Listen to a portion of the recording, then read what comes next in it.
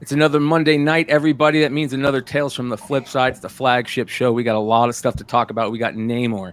We got Bad Idea maybe being over. We don't know yet. We got some Star Wars spec, and we've got a really cool cover reveal coming up with a really cool artist. So make sure you guys stick around. Tales from the Flip Side.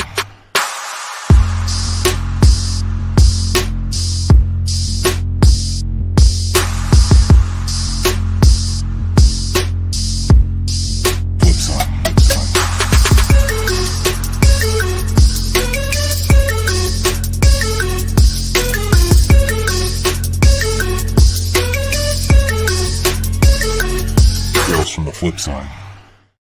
What up, everybody? Welcome to another Tales from the Flip Side. This is episode 174. We got the one and only John Z with us. Carter and Mercer not in the house. Big Leg is here too. So we've got some fun stuff to talk about. Like I said, Namor, which just started getting talked about again. Bad Idea stuff. Star Wars stuff, really cool cover reveal. Plus your market report. Don't forget. There's always the market report, and then pickups. So, all right, let's get into it. So, all right, Namor stuff. I know we talked about this 6 months ago when the dude was announced to be part of the cast, and it was like super obvious that was Namor. And now we're getting these sites posting about Namor, and everybody's going, "Oh, Namor's been confirmed." No, well, let's talk about this. Namor is still a rumor at this point, but it's fucking obvious, right? It's obvious, but there's no confirmation. Here, if you just go to Google, you type in Namor, you look at news, super simple, right? You can see the latest people who are reporting on it, and we've got our favorite. We got this covered. Comicbook.com. I mean, that's decent, right? Still, but they say rumor. Empire Magazine, there's a couple CBR, you know what I mean? Like there's a couple places where, maybe if they came out and said, yeah, it's confirmed, I might believe it, but every single one says rumor, appearance in the sequel, reportedly playing Namor, reportedly found it's Namor, rumored to cast as Namor. So no confirmation that I can find yet. Have you guys heard of any confirmation, chat? Have you guys heard any confirmation? I don't think there's none.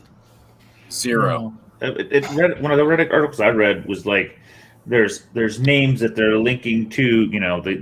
These characters are linked as these other characters. Like Namrita came up, and Tuma, and it's all rumors, but it's probably when there's smoke at Marvel, there's usually some fire. Well, we'll see. He's the same cat. We talked about this 6 months ago, and I'm not saying like, oh, we talked about it, so we were the first report on. No, it came out 6 months ago. Shit. Yeah, it came out. This is not new news, and what it is causing, right, is let's go check out eBay here for a second, and have we seen the numbers on like FF4 and all that fun stuff yet? I didn't notice anything crazy this morning when I looked. I didn't check this evening a second time, but there weren't many copies up. It was all restored, generally. Yeah, it's such a tough book in the first place. I mean, if you're talking Fantastic Four, I mean the other ones are not only tough as first appearances don't exist. So I guess we're going Silver Age kind of on the spec, right? Ozzy's lucky that his copy's sitting in CGC's warehouse of doom, or I'd be making him sell it. Mm-hmm. Wow. Well, eBay's so messed up that like I don't even know how to search for it. I hate it right now because if you put on filters, nobody's got all their things set up because they just guessed, not people, but eBay just kind of put things in places. Look at this one right here. If you filter books, you're gonna miss so much. Yeah. A 6.0. Oh yeah. Chris real? was talking about that one. And he just said almost 12, so maybe they took $1,000 off or something like that. Holy shit. But still, that's pretty good. That is big money. Nice Shout out to my homie Chuck. Do you remember what that came back, Sean? The one that you pressed for them that we opened live? I can't remember what it was. I was not. No. It came and back. The grades fall off, so I can't even look it up. Yeah. I mean, dude, you're sending so many things in that it's ridiculous. Yeah, there's a have to go back in your Hangouts. So. Yeah, I know, right? There's a 0.5 that sold for $1,100 or That's cool. supposedly 2.0. Hey, there's one you can crack and read and get the same grade back. Yeah. Guaranteed. You know what I mean? They're not really getting any worse. It's got a cover there. Well, it'll be interesting to see what some of these covers start popping off for, some of these Namor covers, some of these, maybe even some of the modern stuff. There's a lot of really good Namor covers out there, but I know a lot of people were talking about this book for some reason, Fantastic Four 33, first appearance of Atuma. I don't know what exactly that's going so crazy for, but that's one of those characters they're rumoring the other, this name means this name. Yeah. All right. Well, we'll see. We'll see what happens. I think that's a dope. Hey, Heartless, I don't know what you're talking about. So if you feel like sharing with the chat, please go ahead. Where's Heartless? Am I missing Heartless? He's talking about Web of Spider-Man. Oh, okay. I don't know what he's talking about. Okay. Shout out to Heartless. Make sure you guys go follow Heartless Weeb, I believe is his YouTube channel. He's got a really dope anime YouTube channel that he's doing. He's kicking some ass over there. So make sure you guys go check them out. And all there, you're correct. That's not Heartless. So. Oh, it's not Heartless? No, that's Dollar, bro. You're talking about Dollar? Up there. No, it's Brett Hess Art. Oh, Brett Hess Art. Oh shit, you're right. I thought it was Heartless. I thought it was I thought it was Heartless. Hey, that's how reading works. That's apparently how your brain just reads things. Sorry, my man. No, the primacy recency effect of letters on your brain. That's someone you're used to talking to. Kind of, that's what you see. So that's okay. Fair. That's an easy mistake. Trying to read all this and talk at the same time. Yeah. Well, let's get back to the Namor thing real quick, because I think Namor, everybody's like, oh, you're specking on a villain and water characters are cheesy and this and that. Namor's a dope character that if done right, could be really dope. If they do the whole Mercenaut style, Mercenaut, Jesus Christ, brother. Killmonger style, with a villain where you have a villain come in that they play off as a villain like they are going to do with Namor, and then they turn him and they do that hero journey type stuff, which we're hearing rumors of happening with Killmonger and Black Panther. They're bringing him back. Again, total rumors, but would be fucking cool as shit. And if they play that off right, make you hate him at first and then fall in love with him like the Jaime Lannister type thing, game over on that character. Yeah, he's very transcendent. He transcends the villain hero thing. He walks that fine line. So, yep. Yeah, looking at a little more of the backstory, because this is actually a character, one of the original. I mean, who's in Marvel Comics #1. So that's how long this character's gone back with new, different stuff. I don't want to say retcon. They sort of just kept telling the tale of him, where he'd disappear. I mean, didn't Human Torch found him like a bum and burned his clothes off and was like, "Nah, dude, you're Namor." And so yeah, he's got a deep history. He's had a lot of mental issues, because most people have, and so there's some deep stuff under there. Plus, anybody can be underwater that long without having to breathe. You lose oxygen in your brain, I would assume. So that's a deep, that is a character they can go deep with. I will say they probably aren't going to have him in panties the whole time though. And that dude, that guy from Narcos is going to play him. He's going to be on some deep steroids to get going to be this guy right here. Oh, you know yeah. what I mean? I'm pretty sure he could get that fog pretty easy, but They should have just put Christian Ronaldo in there. Yeah. Pretty much. I bring this up for most of your freaking thing, I bring this issue up, or this picture up, because this was one of the really cool Namor storylines in comics in the Ultimate Fantastic Four run, when he was fucking trying to hip on Sue Storm and stealing Stu Storm from Reed Richards. And I think at the same time, wasn't the zombie stuff going on just starting in that run at this time too? So this was a really good, to me, the Ultimate Comics run up until like that, the first couple series, like the Ultimate X-Men, the first part, the Ultimate Avengers, the first one, those all sucked until like Ultimate Avengers, like when they started adding like newer characters. the first runs really sucked. This was the only one that was any good. The Ultimate Fantastic Four was the only one that was any good out of those first couple Ultimate runs. It's other than Spider-Man, obviously. Spider-Man was amazing, but the other ones, X-Men was terrible. Anyways, well, and Namor has so many kind of ties. He's got ties to Fantastic Four, ties to Illuminati, ties to the X-Men. You know, he's a mutant, but he's a, you know, he's just, they've used him everywhere, so he could kind of be a doorway character. Yeah. Oh, I hate that he's a mutant. I hate that. It's like that. It's like an early '90s gimmick to try to, you know, make him relevant. I can't stand that he's a mutant. When did they do that? Where they came out and said, "Oh, Namor is a mutant." When was that? It had to have been early '90s because I remember seeing the first mutant tagline. Mm-hmm. I remember that. Yeah, maybe around like when Alex Ross was playing around with shit in Marvel. Maybe that was going on. So, yeah, I want to say late '90s, 2000s. Yeah, and Chris brought up that awesome #1 with the green refractor background from Jay Lee. Oh God, that was so, we gotta look at that. I gotta tell you that as a kid I loved it. I've always liked Jay Lee also. So that was hot. Yeah, that cover was hot. The green one.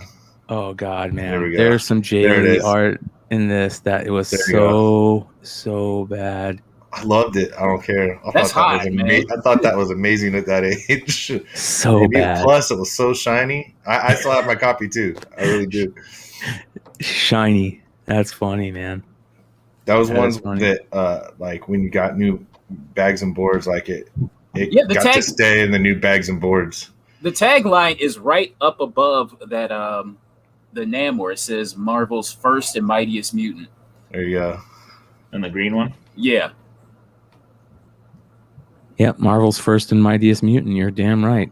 That's not a bad one. I think that cover's probably the best out of them all. Looks very Lobo though. Yeah.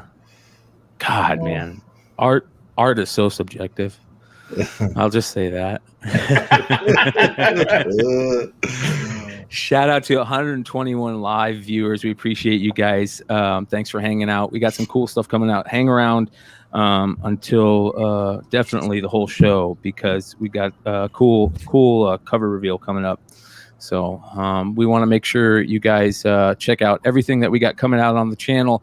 So make sure to hit that subscribe button, hit the like button, hit the bell.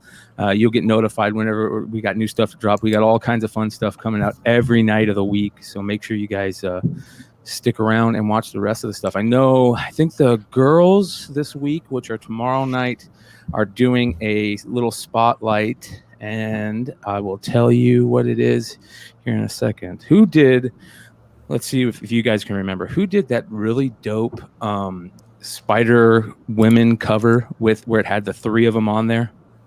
It had Spider-Gwen, Spider-Gwen, Silk, and Spider-Woman on it. I don't remember. I'm going to tell you because that is the artist. Yeah, you're right. Well, that's who they're doing their spotlight on. I'm terrible. I'm very medicated. So, like always. Yeah. So maybe the chat will let me know. But they're doing a spotlight. They did a really good spotlight the last couple of weeks. They've just been doing really good stuff over there. Stacey Lee, Martian Comic Shop says. Stacey Lee? No. Maybe it's not Stacey Lee. That sounds familiar because I've been chasing that book for years. That might have been that Stacey Lee cover, I think. Yeah. I think that might have been that Stacey Lee cover. So, you know what? Let's just do this. Let's just quit playing games here.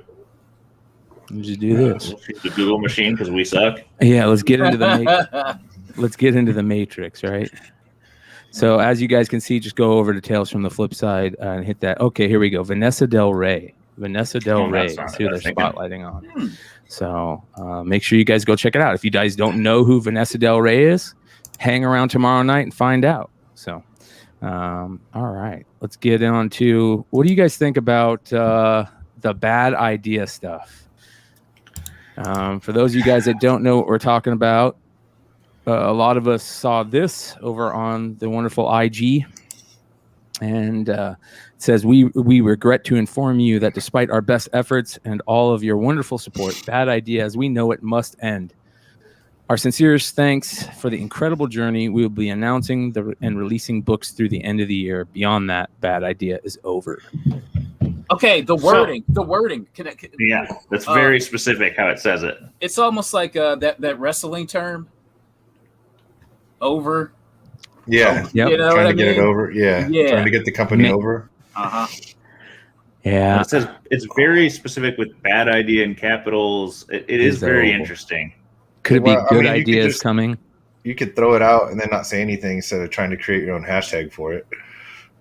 Yeah. So, you know what I mean? Just, hey. Oh, yeah. Look at that. There it is. Right? Yeah. What? From Dinesh's own words. What's it say? I want to say if it's a joke or if he's trying to prove that he's over in the wrestling term by making this and getting people to talk about it again. I hope nobody's getting, there's like some like great idea or some announcement coming and nobody's getting torched selling their stuff, because getting it was a big pain in the ass in the first place. And then, you know, 9.9s were $1,200 and now they're $300. So yeah. And the whole thing was, fucking with collectors and stores and everything in the first place. So, well, I mean, also, I don't know if you want to do that any further, but if they were outselling expectations, right?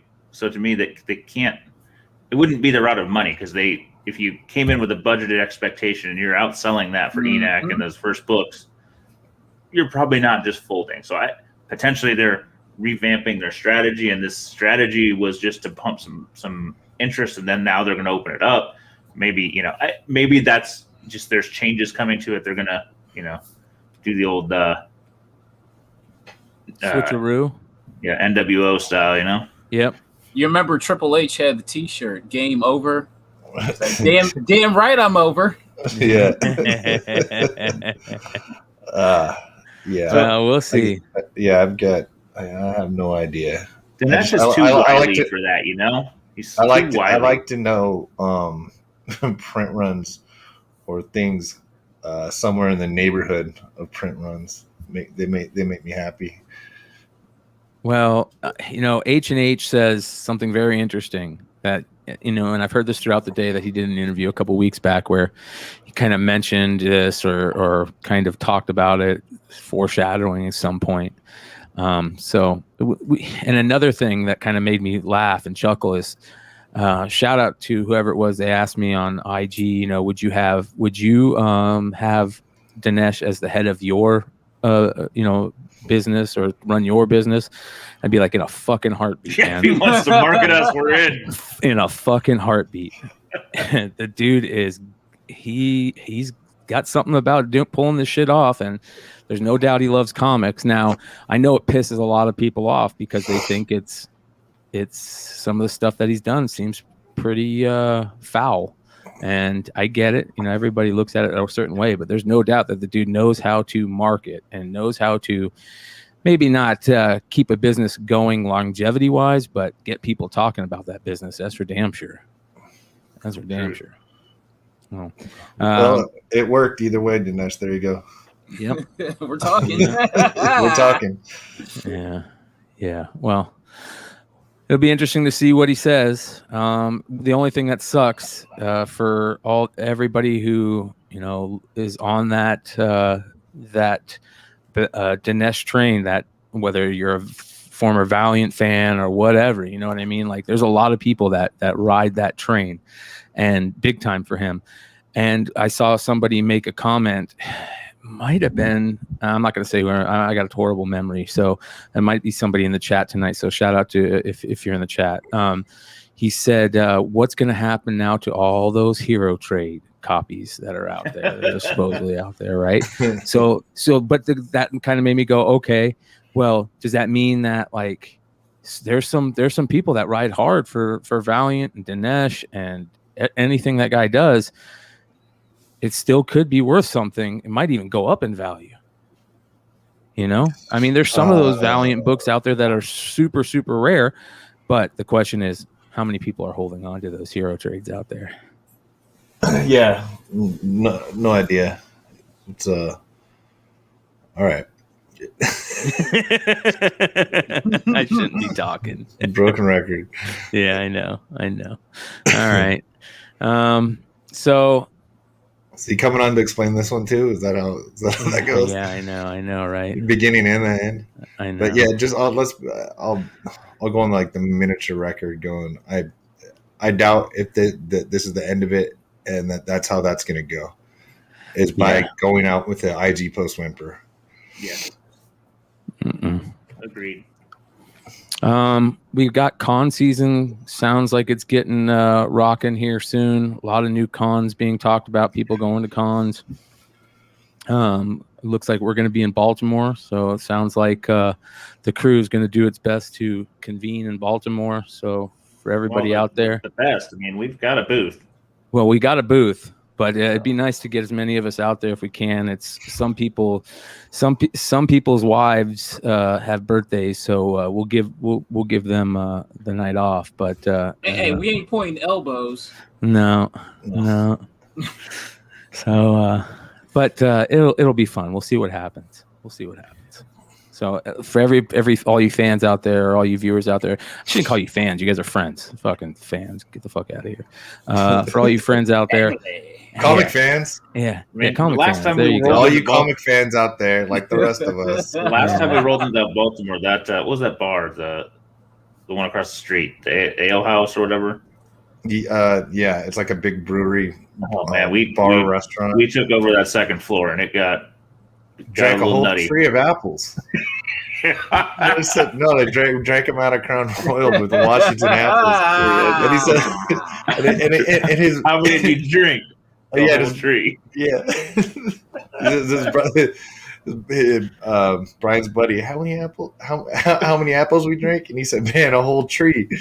Yeah, that was fun. It's a nice place, nice to wander around down there and have a good time. And I'm really hoping to make it again too. Let's start a petition for Jen. We need like 20 signatures. Yeah, it's my wife's birthday. She's pretty nice about this stuff. It's pretty easy for me to make this stuff up to her. But the other, it was possibly going to be the Raiders and Eagles in Vegas. So it's like, oh man, that's tough. Yeah, for her too. That's why we're married. Well, regardless, you'll see Nico and Dino and I and several others at our booth, and we'll be. I think Wood's going to be out there this year again too. Yeah, Simple Man will be there. Oh yeah, I know Rob Fordham will be there. Josh Allen, definitely lots of people. Yeah. And lots of people I haven't met, other than via this or chats and stuff like that. So. Hopefully, yeah, have a good time out there, man. Because I love that con. Hopefully, a lot of good, dealers really ready out there and ready to sell and have a good time. And we all know competition is good, so hopefully there's a lot of dealer competition up there, so we can get some halfway decent deals. I'm just looking for. I'm going to do my best just to go out there with nothing not plan on bringing anything back with me, but. Those are always the best times when you don't plan on bringing anything back, and then you find some crazy shit that you end up got a shipping back or something like that. Yeah. Well, we got a guy for that. Yeah. Well, we always had. There's also I don't know about this year, but there was always on-site grading. So that was a big draw to the thing. So I always showed up with that, and I even check a bag and bring an empty backpack that I packed with slabs. And the first year I did it, remember CGC changed their slabs to this thick ones that year. So I think every slab I had, I don't even know if I had a thick one yet because they had only changed it 2 months before that. So I got it like perfectly in my bag, and I maxed out that I could have 20 or 25. Yeah, you had like 30 some books, and you're like, yeah, like Osprey Porter backpack. I'm all, this is perfect. Yeah, I think I sold one. I think I sold a Lobo to John. I'm like, you sold something to my brother. You had to sell 3 books because you weren't taking it back. Shit doesn't fit, damn it. These are new slabs. So there was that. There were deals to be had that morning. The Inner Harbor gotta go. Inner Harbor there. We have really good times. So that's a fun con. And it was all in it, and whatever you like. If you dress up, you cosplay, you like doing all that stuff. That's fine. But this is a comic book con.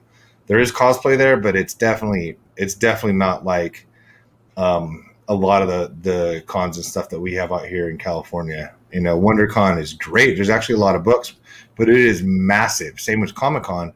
And, you know, at Comic-Con, looking more for exclusive and things like that than deals on books. WonderCon does have a lot of books, but it's like the cosplay thing is completely nuts. And I'm sure that's going to happen when they bring them back next year, whenever it is. Baltimore's got decent cosplay, but it also, like, it's got a lot of just comic book dealers.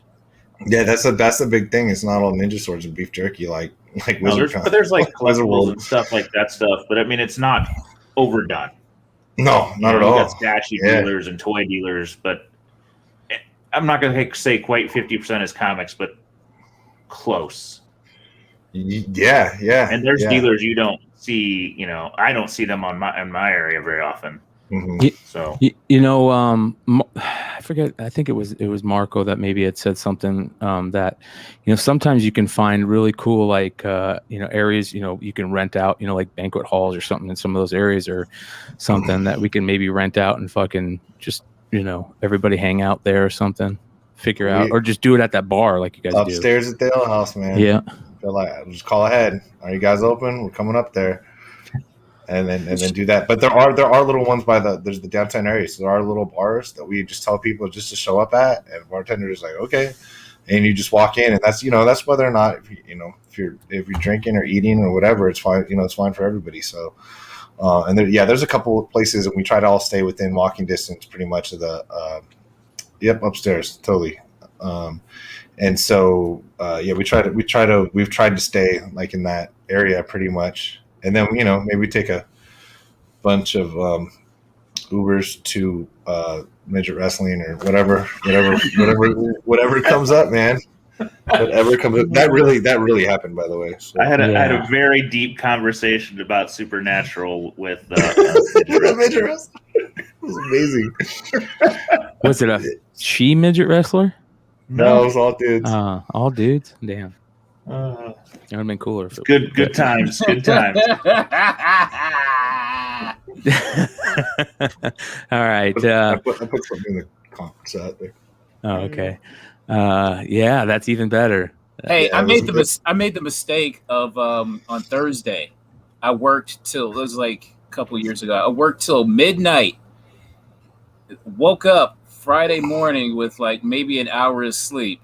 Drove from Ohio to Baltimore 7 hours, and I thought I could hang in Baltimore. I pooped out like after 2 hours. I was just like, I gotta go. You should have taken a nap and come back. Sean was still going, probably. A rally. Yeah, I got a rally next time. Yeah.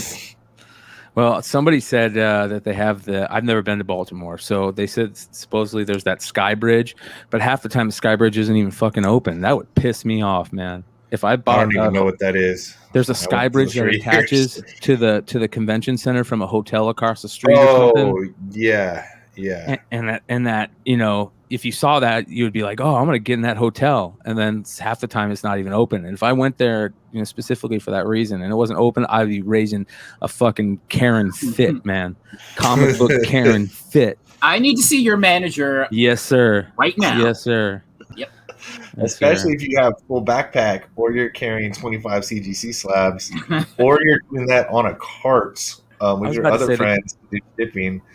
And in a hotel room, we had one of our buddies. We got back to the room. I turned around. He had his shirt off. I was like, "What the hell?" He's like, "Man, it's fucking hot." Because it was late earlier. This year's the last week of October, man. That's not, you know what I mean? That's cooler. But like, we're over there like the first week of September, like 98 degrees, walking down the street with furniture. So, yeah. Cannabis store. That's pretty. Uh-oh. Brian Woods. Yeah. I think you can go through any airport with that now. So can I? I don't know if LAX doesn't care. Okay. All right. Hey, and I also made the mistake of getting a motel in Baltimore in the hood, and I'm talking like the Wire hood. And there was I walked through that one time. No sooner as I pulled into the motel, there was a bus, and there was like a bunch of hookers outside, like all like handcuffed and shit. Oh. I don't think you get a motel with an M in Baltimore. I'm like, you know what? Suggestion. I'm like, hey, I'm out. I can't do this. I literally drove back home that night. That's nuts. All right, so hold on. What is figure drawings? Speaking of sketchy sky shenanigans, have you seen the sky pool in London? No. What is that? Is that like a clear pool or something hanging off a building or some shit? That would be scary as hell. That would be creepy. All right, let's talk about. I do want to say though, shout out to all our people who are over in the UK right now. If you're watching in the UK, shout out to you. Shout out to our servicemen and women who are over across seas. I know we got a lot of people in Germany watching. A lot of cool people over there. So we appreciate you guys. Thank you for hanging out. It's probably either super early or late or some crazy shit where you're at. So thank you for hanging out. We appreciate the hell out of you and would love to talk to you about comics one of these days. All right. Did you guys see? There are very few things that I talk about, but did you see? Let me show you guys this. I don't know who this is from, but I collect Nirvana covers, right? And did you see this Department of Truth Nirvana cover? Oh, wow. Oh, that's dope. No, I didn't see it. Right? And I am not an exclusive guy, unless it's a homie that I really respect, or it's a cover I really, really love, or something like that. It's a creator I really love. But I collect these homages to the Nirvana covers, and this one is dope. That is super dope. So I don't know who it is. So if you guys like it, go check it out. Hopefully it's somebody's cool. But really, really dope cover. So make sure you guys check it out. And before we get on to here in a couple of minutes, we'll be talking about another really dope cover coming up, or that's coming out. Another really, really dope cover. But before we do that, I want to talk about, there's some spec that was very interesting that a couple of birdies shot my way, and it's Star Wars spec. And I'm not big into the newer Star Wars stuff. That's why I rely on the Dark Side crew. They're Marco and those guys over there really do a good job of keeping me up to date with that stuff. Same with Pete Renna. Make sure you guys are following Pete Renna, Renavision on YouTube. I think he's like, he let's help him get to 1,000 subs. He's pretty close. He's always doing really good, really cool Star Wars shit. But the interesting stuff that people started talking about is this book here. Let's do this.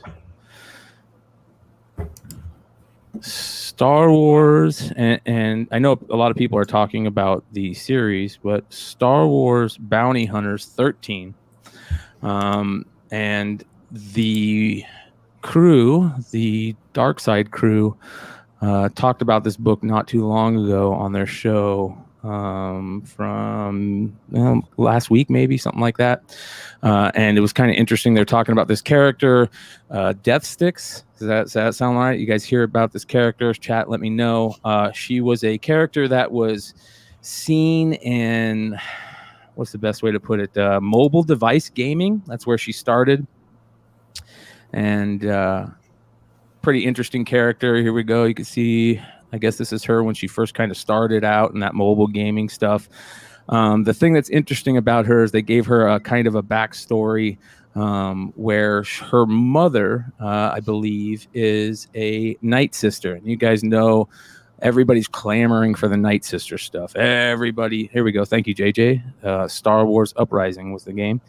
And I guess this character's mother was a Night Sister. And everybody talked about last year on The Mandalorian, there was rumors that that chick was a Night Sister or something like that. And the Night Sister kind of gets us closer, I guess, to the whole Darth Maul stuff, which I know I want more than anything. So that's why I'm a little stoked about this character.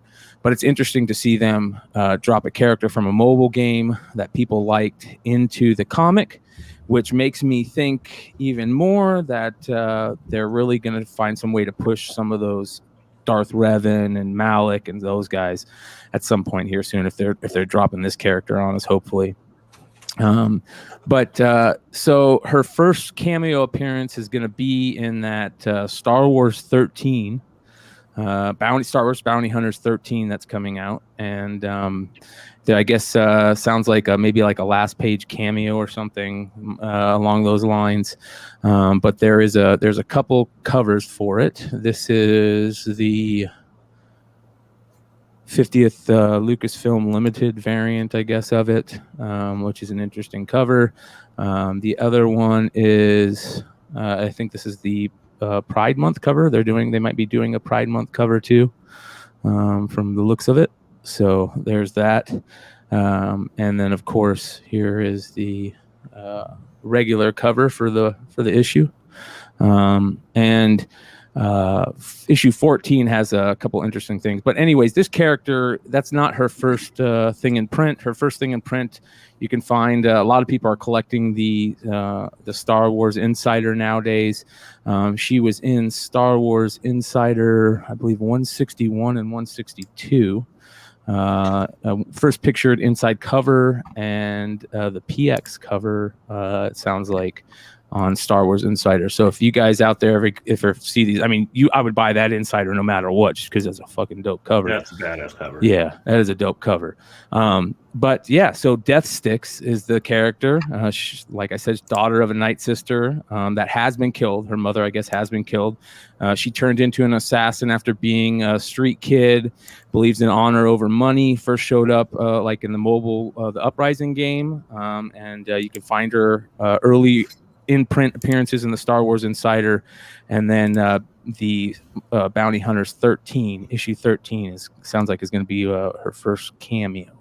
So pick those up, and more than that, make sure you guys check out the Dark Side crew, who are dropping knowledge about Star Wars stuff regularly. They're doing good stuff over there. Make sure you guys subscribe to us, hit that bell so you get notified whenever that stuff up. They go live every Sunday night, I believe. So some really cool spec stuff. All right. I don't know. It's interesting. What do you guys think about these some of these Pride covers? Did you see them all? No. I'm not getting into it. I was just joking. That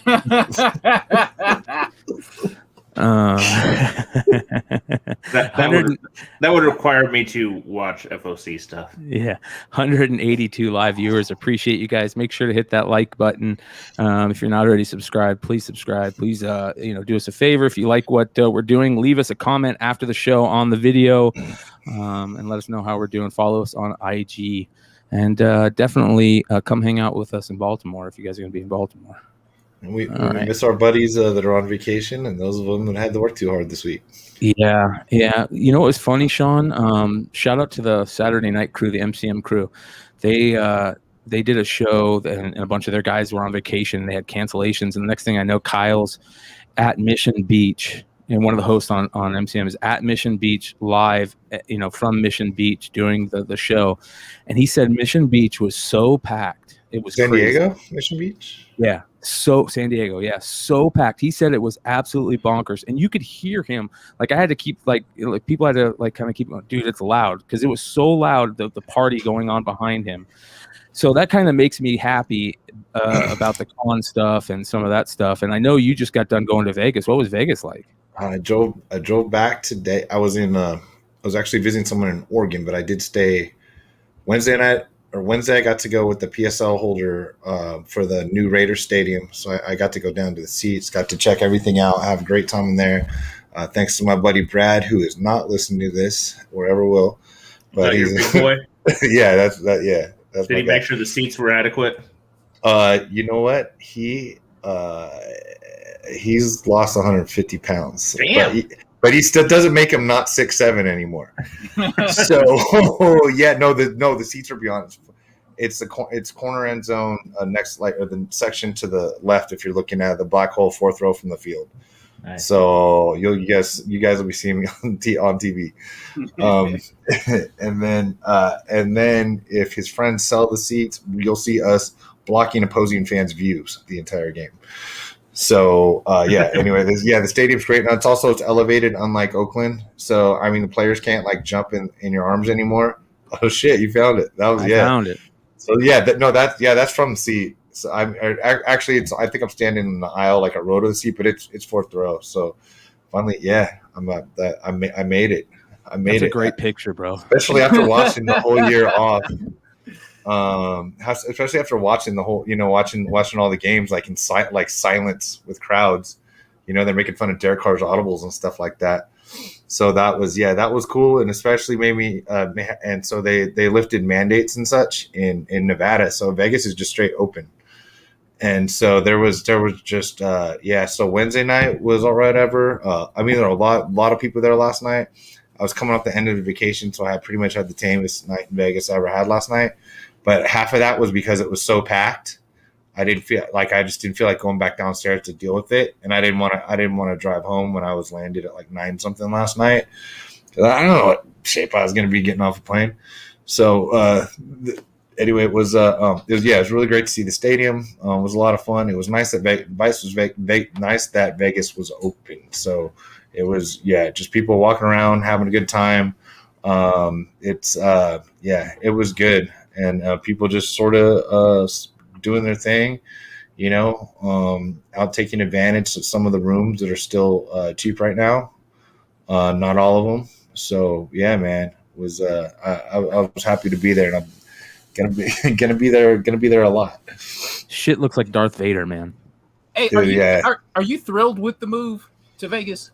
I mean, look, I've just finally embraced it. Like, if you look back on my Instagram, you see the pictures of me with the Stay in Oakland signs, like from the front row in Oakland.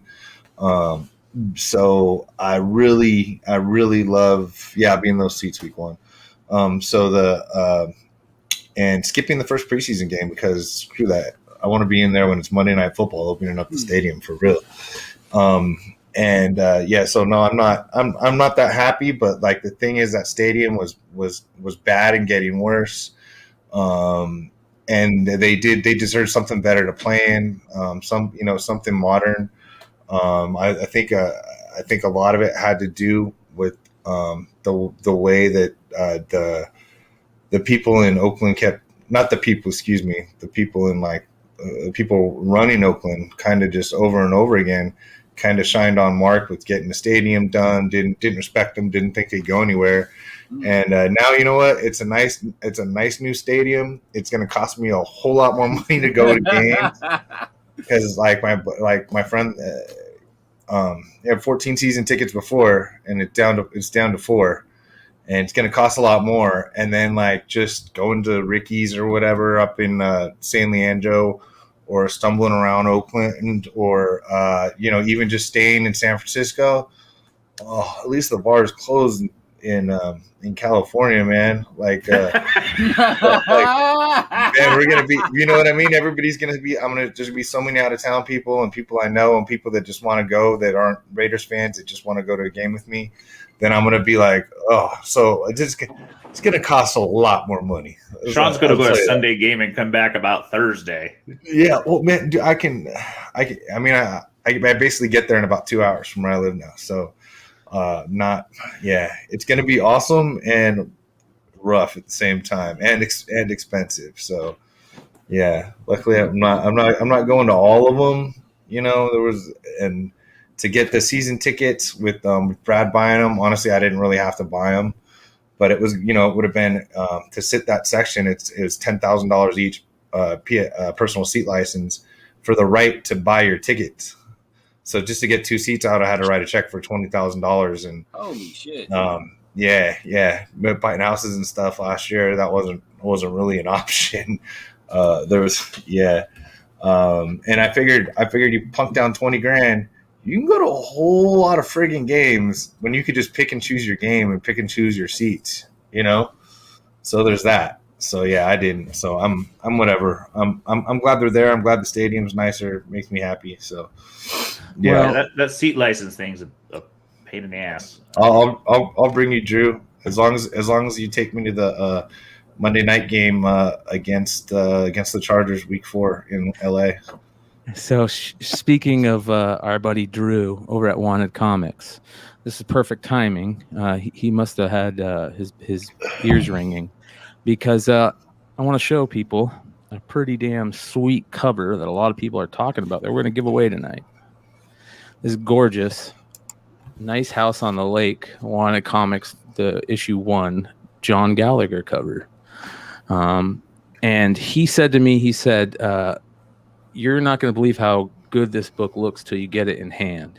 Yeah. And man, is he right. They did a really good job on the dressing and the cover stock and the paper stock, and everything about this book is absolutely gorgeous. So we're going to give away this one tonight.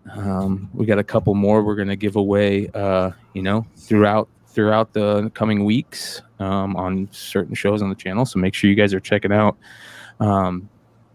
subscribing, watching the other shows. You never know when a giveaway is going to pop up. But the way that we do giveaways on this channel has been the same for a while now. It was we picked live people in the live chat, but that's a pain in the neck. So we found this really cool website that just does it for us. And in order for you guys to get entered into the drawing after this video goes live, you need to go to the YouTube and video and put a comment down below. And what that comment basically entails is, let's see here. I want to know your favorite movie horror movie involving water. All right. And then I want you to subscribe or follow Wanted Comics on IG. That's at Wanted Comics with an X, and subscribe to us. And that's all you got to do. Tell us your favorite horror movie that involves water, and subscribe to both us and Wanted Comics, and we'll get you that cover. But that's in YouTube after we're done being live.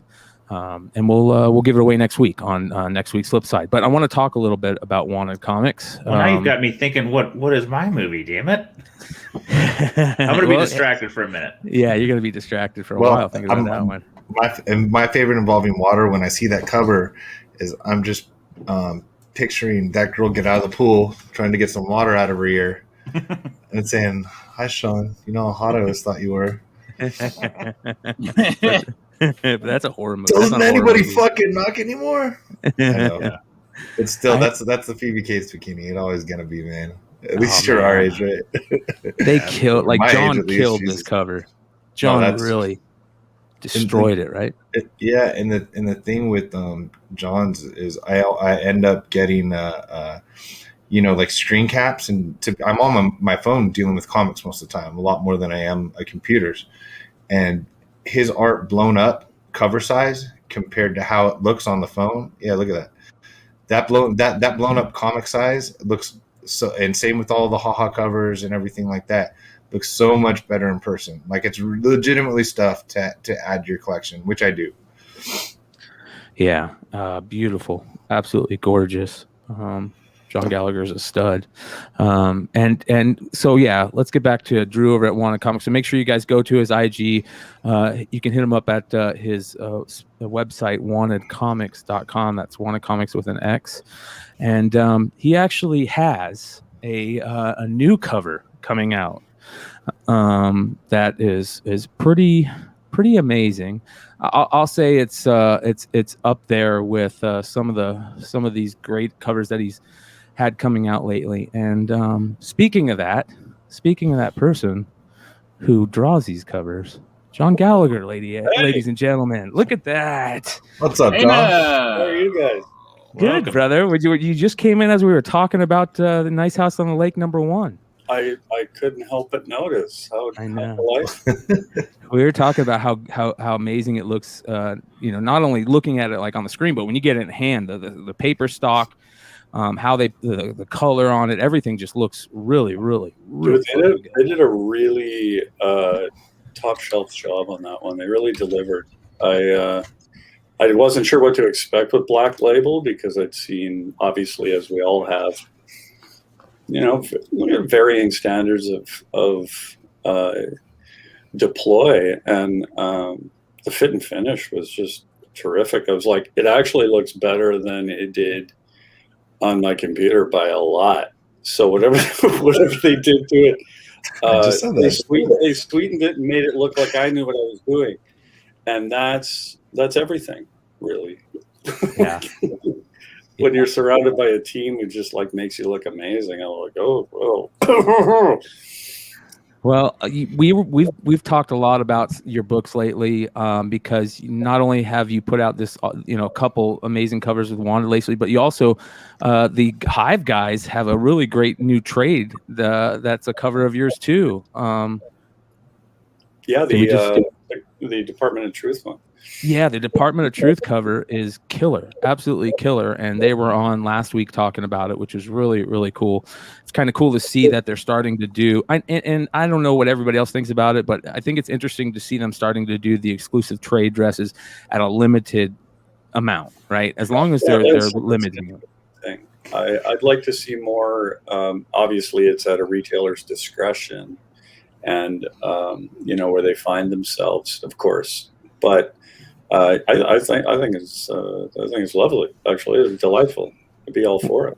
Well, the reason that we had you here tonight is to talk about a new cover that we're going to talk about tonight, which is Let's do that. Nice House on the Lake, #2. Let's bring this guy up. Let's do this. This is another one of those absolutely gorgeous covers. And here we go.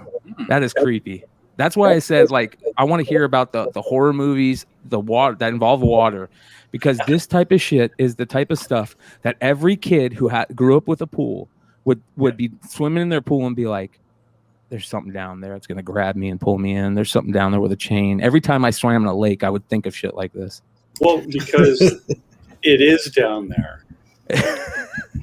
There you go. One of the reasons we never go too far into the murk is, as a child, it's always there. And I grew up on the shore of Lake Superior in Sault Ste. Marie, Ontario. And if you know anything about Lake Superior, she's a dirty dog. So it's full of tributary lakes and rivers that are just filthy. They're just grimy, nasty, janky shitholes. And so when you're walking along the bottom of even shallow water, you're like, did I just step on a human? Like, because it's just horrible. There's a chance. There's a chance I stepped on a corpse. And so of course, I just think every lake, especially one with a nice house on it, is going to have bodies, in terms of the story, because truth be told, in the first one, you don't get much of a read on where the story's headed, because James is amazing for setting the table. But you get the impression in the great medievalist tradition that he writes in, that there's always something going on just outside of the character's frame of reference. There's always something scary. So this is one of my great fears, of course, is bodies roped to the bottom of a lake in various stages of decay. Some have obviously been there for decades, likely, and others, of course, are fresh, which is always something that perturbs me.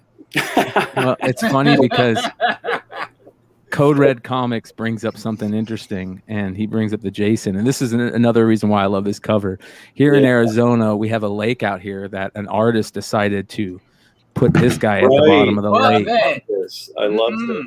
This is amazing. Yeah. So, I'm so glad that I legitimately moved to a nice house on the lake a year ago. I'm not kidding. There is a lake in my backyard, and but I am glad that it is a man-made lake. So there shouldn't have been. You can kind of see the bottom, but it does. You're not going swimming tonight, are you? Not tonight, probably. No, probably not tonight. A little one, but I do have a friend that has a little bit darker sense of humor. And he lives like 6 houses across the finger. And he puts mannequin heads and paints their heads and puts them on a string or a rope or whatever you want to say onto a brick. Jeez. And then puts them to the appropriate amount where you get like this much of their head out of the water, and it's not there at all times. But on the good weekends in the summer, that's when you go out there and there's literally heads floating in the lake, right across the lake. Yeah. Do you guys remember? That sounds like a yeah, that is a good friend. Do you guys remember seeing like the aquarium things that you could put in the aquariums, and somebody had made like a floating Jason that like had a chain stuck to it and had a little air you put in it, and it was like floating trying to get out? I want to see somebody who has a 3D printer or to remake this cover in an aquarium. Oh, that would be. I'd love that. Yeah. So if any of you guys fears, I don't normally live in fear. I was an imaginative kid, but I never, as far as I can remember, never really talked myself into a scenario where I felt like I was going to die. Because, but yeah, you're right, Kamikaze. Deep, dark water. And there was always times because, you know, I remember going sturgeon fishing and muskellunge fishing when I was younger. And those fish are the size of a canoe when you're a kid. Like, they're enormous. And all you would see, you would get glimpses of them through refraction in the water. And they always seemed like they were the size of submarines. So just even the suggestion that there may be a floater down there is just, you know, no. No. And I want you to participate in my covers too. I try to have a little bit of a story as best I can, of course, but I want them to be a little more fun than just, hey, character jumping out at you or whatever the case may be.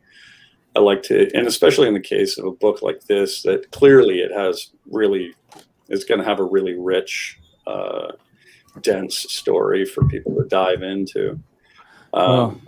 You know, you want to suggest more than what's just here. You killed it, brother, and we appreciate you. So keep pumping them out, man. If they're this good, we'll take them. We will take them. There's so much cool stuff coming up. It's like a fanboy dream come true. I got lots of and more DC stuff as well.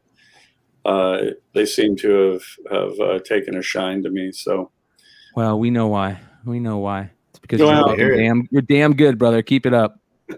All right. Well, I do have to bounce. I'm taking my daughter. I do have something to show everybody first. Ooh. Okay. Yes. All right. You see that thing behind me? Look at that. Oh gosh. Yeah. Okay, that's one of the villains from Scooby-Doo, right? That's the werewolf. All right. So what I did, because I have more money than sense, I got this. Woo! The clown. This jackalope right here. Oh yeah. And Creeper, of course. Oh, you after that one? Yeah. That's awesome. And of course, this one freaked me the hell out when I was a kid. Oh god. Right? They're all available at Trick or Treat Studios. I don't have a sweetheart deal going with them. I just really like what they do. Who doesn't love Scooby-Doo, man? So I'm going to put foam heads under all of them and have them on display in the house somewhere. Oh, yeah. Very nice. Very nice. I got a werewolf mask. Cool stuff in your house. That's John's pickups, ladies and gentlemen, for this episode. So those are nice. I like those. Thank you, John. We appreciate you, brother, and we'll talk to you soon, man. Thanks, okay, John. Everybody take care. Good to see you all. All right, later, man. Thank you. Yeah, man, that was dope. So make sure you guys go check out Wanted Comics. Drew doing really cool things over there. Good dude, working with some really great creators, and man, John Gallagher just keeps killing it. Really, just doing a good job. He's crushing these. And I guess I was right. He said he even likes it better printed out than he does on his computer. Yeah, that's awesome. Yeah. All right, Z, you ready to start market report? I'm going to let you take over. I'm going to go grab another coffee here real quick. Some medication. Some all right, coffee beans. All right, so this one really threw me. I'm going to start off with a big boy. Raw Albedo 2. 9,900 $1. And I was like, man, that seems high. And I had to look at the sales data.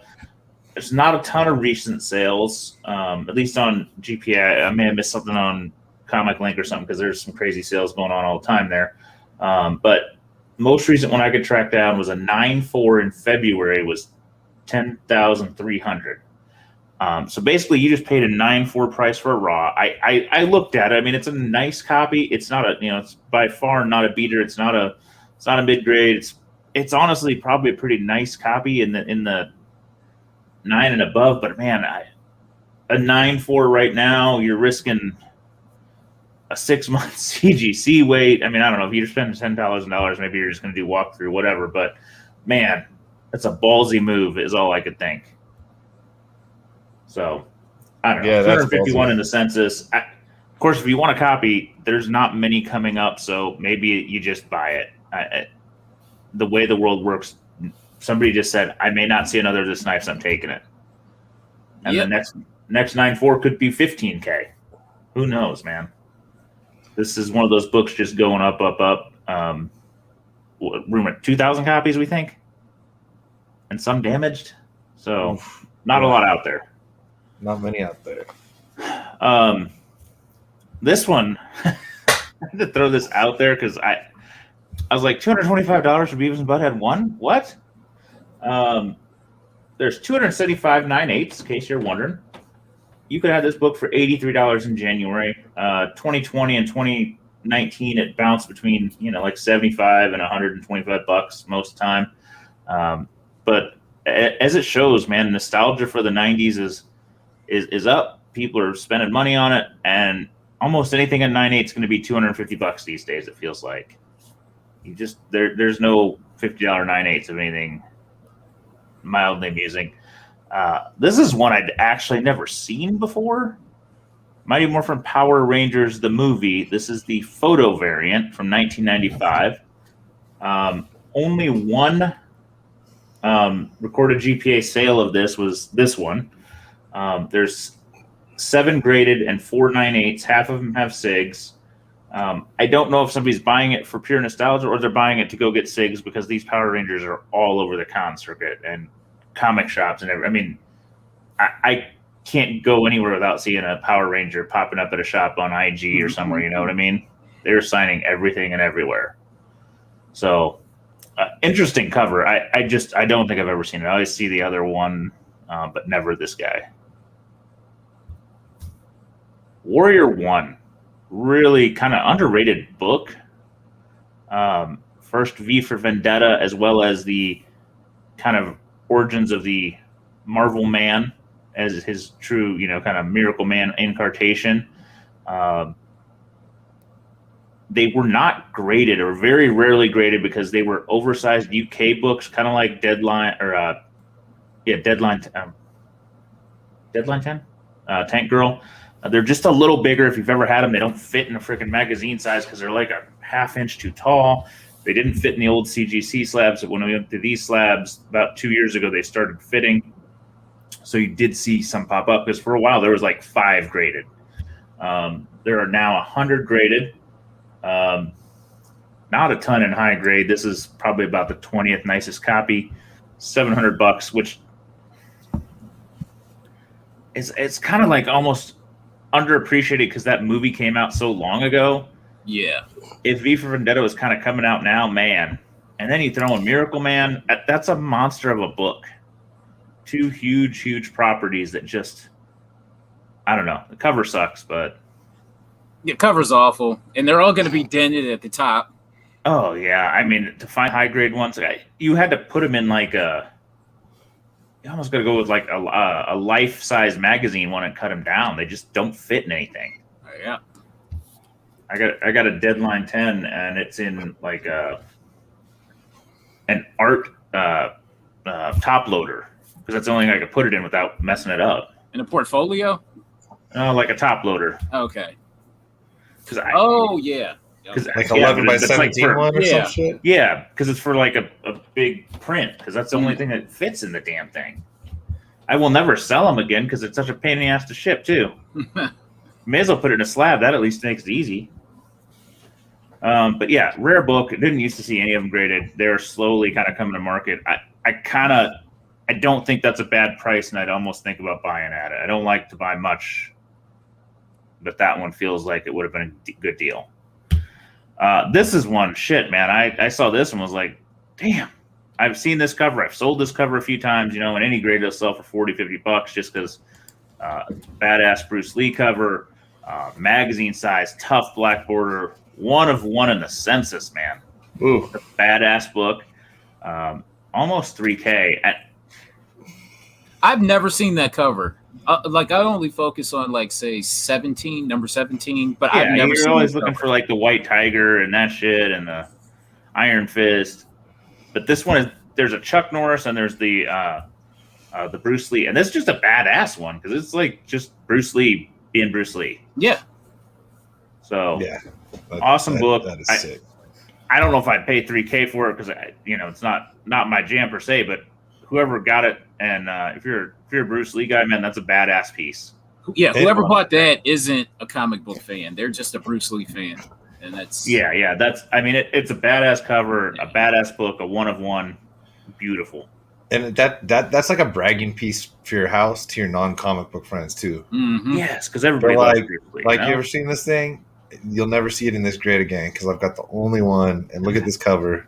You know what I mean? It's that's a bragging rights book to a wide range of visitors to your house. I mean, you look at those old Marvel magazines, man. They're so tough to find in 9.8. Remember the Star-Lord Forever was a pain in the ass. Yeah, all of them. They're just regulated to boxes and bins that they never fit in.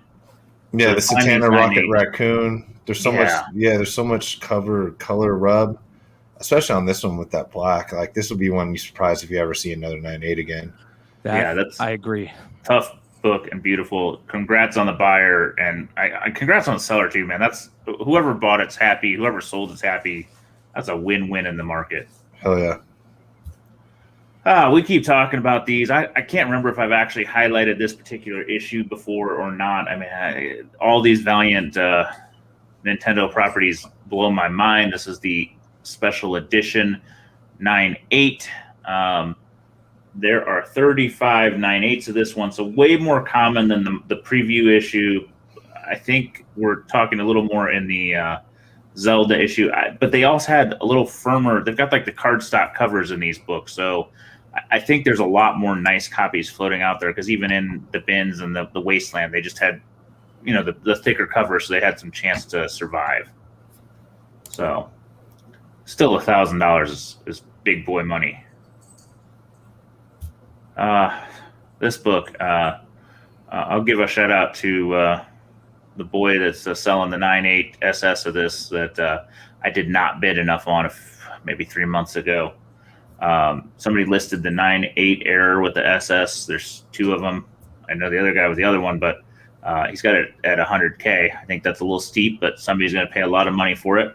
But an 8.0 here, 1,300 with a Todd verified.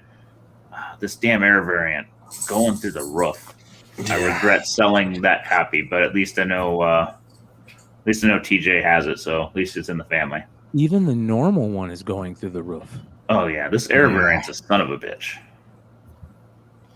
And I think there's still some floating out there because you got to check them, and not everybody checks them. Yeah, I'd bet on that for sure. So, no, a lot of people don't know they have them. It was actually one got from a friend of mine got from a garage sale. He had this box of Image. I don't want to hate too bad, but a box of Image trash, and I hate to have to tell him that he spent too much money on it.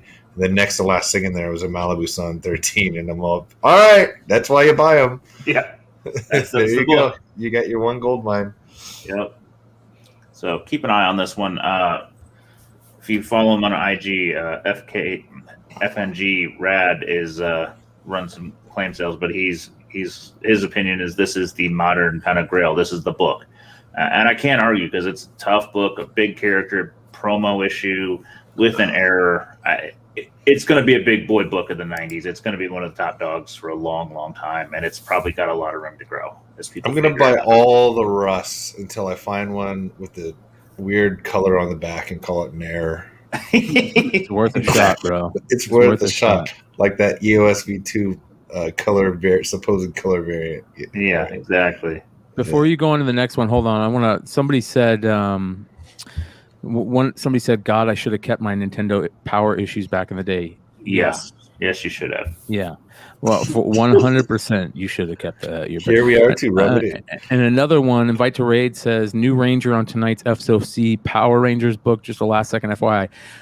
Do you guys know if that's Frank Gogel's stuff? Doesn't Frank Gogol have something coming out there soon with Boom and those guys? And I thought so, but I don't know for sure. Well, I know he's got something coming out, but is the book that and the Ranger stuff? I know is that the book though? Because if it is, make sure you guys check that shit out. Frank's a killer writer, man. Be interesting to see what he does with that property. All right. Next thing just caught my eye was all the 9/8 X-Men stuff. Just the the mid 200s to early 300 books are just kind of rocking and rolling. And you get a 9/8, it's moving to a $300 book. So you got this bad boy, classic kind of cover. You got this one here with the cross. I mean, these are all beautiful covers, but in our heads, these are $2 books. That we're just so used to, we would pass them up 100 times on 100.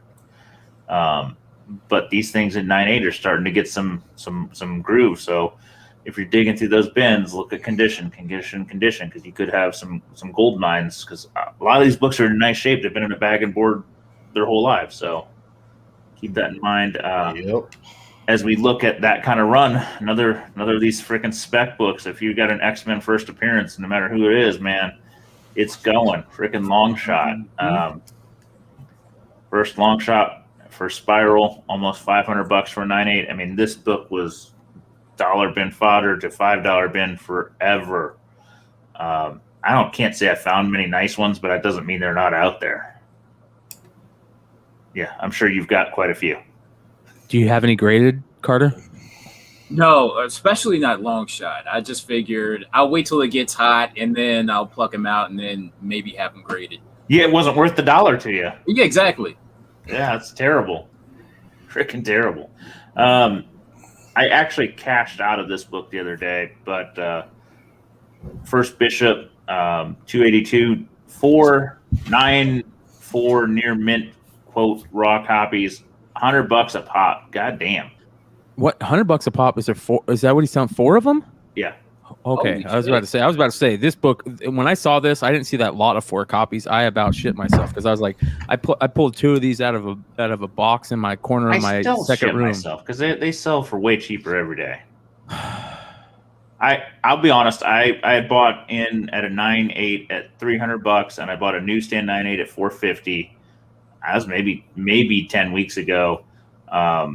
I sold out of them because I'm moving some money around. I sold the regular for $475, and I sold the newsstand for $850, $825, and that was 10 weeks. I'm like, good enough, nice profit, moved on. Because at some point, I'm like, how high is the fucking ceiling on Bishop, man? What are people expecting? Well, he's a time traveler, right? I understand. You're going way in on these, man. It's a great cover and all, but a $500 Bishop 9/8 is, I don't know. I'm good. I'm good to part with it. I don't even think that's a great cover. I'll be honest. I mean, it's the layout's good, but it's just so 90s to me, man. Well, it is 90s. The layout is great. That Jerry curl is hot. He's got like the half mullet, half Jerry curl thing going. Yeah, well. All right. So like I said, freaking X-Men, hot, whatever it is. Teach your own. I love this book. So, I mean, even the reprints are $200 now in 9/8. So, crazy, man. Crazy town. That isn't even the good reprint, I don't think. There's other ones. Yeah, there's other ones, but this is a book that you would pick up in, cheap bins all the time if you saw it. Yeah. I mean, of the reprints, this isn't even the best cover. It isn't even the best one. It's just the one people can afford, I think. Yeah. Yeah. So this book we got to talk a little about. Oh boy, here we go. I don't know if this is a real sale. I don't know if it's a fake sale. This was on the top 10. Our boy Ben S put it on there, and you were telling me somebody reached out to him and talked to the sellers and said they did not get paid for those $7,000 auctions. No. Shout out to Decor Collectibles, who I first saw it on Instagrams from, just doing the detective work out there. Contacted the seller. I guess he knew somebody that contacted the seller. He contacted the seller and said that both sales were not paid for. It was the same guy, both sales. They were not paid for. The same buyer for both sales. The guy didn't buy either of them. Then we reached out to him, and the guy said no, he still hadn't paid for them. So unfortunately, that's kind of what happens when you're hot. You guys, a lot of people forget that Stein's Hot 10 list isn't based on what he thinks. It's what he sees in the market. It's what he sees happening. He waits a lot, to the last minute before finalizing that list to see what happens. Yeah, he's writing at 2 or 3 in the morning. Yes. And he saw the sales, and he put it on the list, and it was actually number 1 on the list, because you see those type of sales on this book and you think, holy moly, and don't get me wrong, I love this book. So I don't see anything like super crazy when I think of those sales. I could see that this book in a 9.8 being those type of sales, with the not just based on the comic and the animation, but based on what the future could bring with this. Because if people love this enough to where you get a couple seasons of the animation, that gives more chance that you might be able to see a show out of this, right? And this also is a book that it's very hard to find in high grade. It was always hard to find this book in high grade forever from the second it came out. It's a very, very low print run. It's thick. You can't fix it easily. Nope. The paper's a little weird. So, it's not like, I think there's like 10,000 copies. Does that sound right? No, I want to say 7 or less. Okay. All right. I can't remember if it's even half of that or if it's 7. It's a low number. I mean, it's pre Walking Dead. Well, it's right at that same time, right? He did Invincible first. Invincible's what caught on first too. And everybody was talking Invincible. It's the best story I've read in a long ass time. I love it. I've bought the soft covers. I've bought the hard covers. I've had one and I sold too early, kind of thinking it's animation. It's going to flop and be done, and I can buy it back. Appears I'm wrong, but I mean, again, when I saw that $6,000 and $7,000 9.8, I'm like, Walking Dead was like a cultural phenomenon and only hit 3 or 4.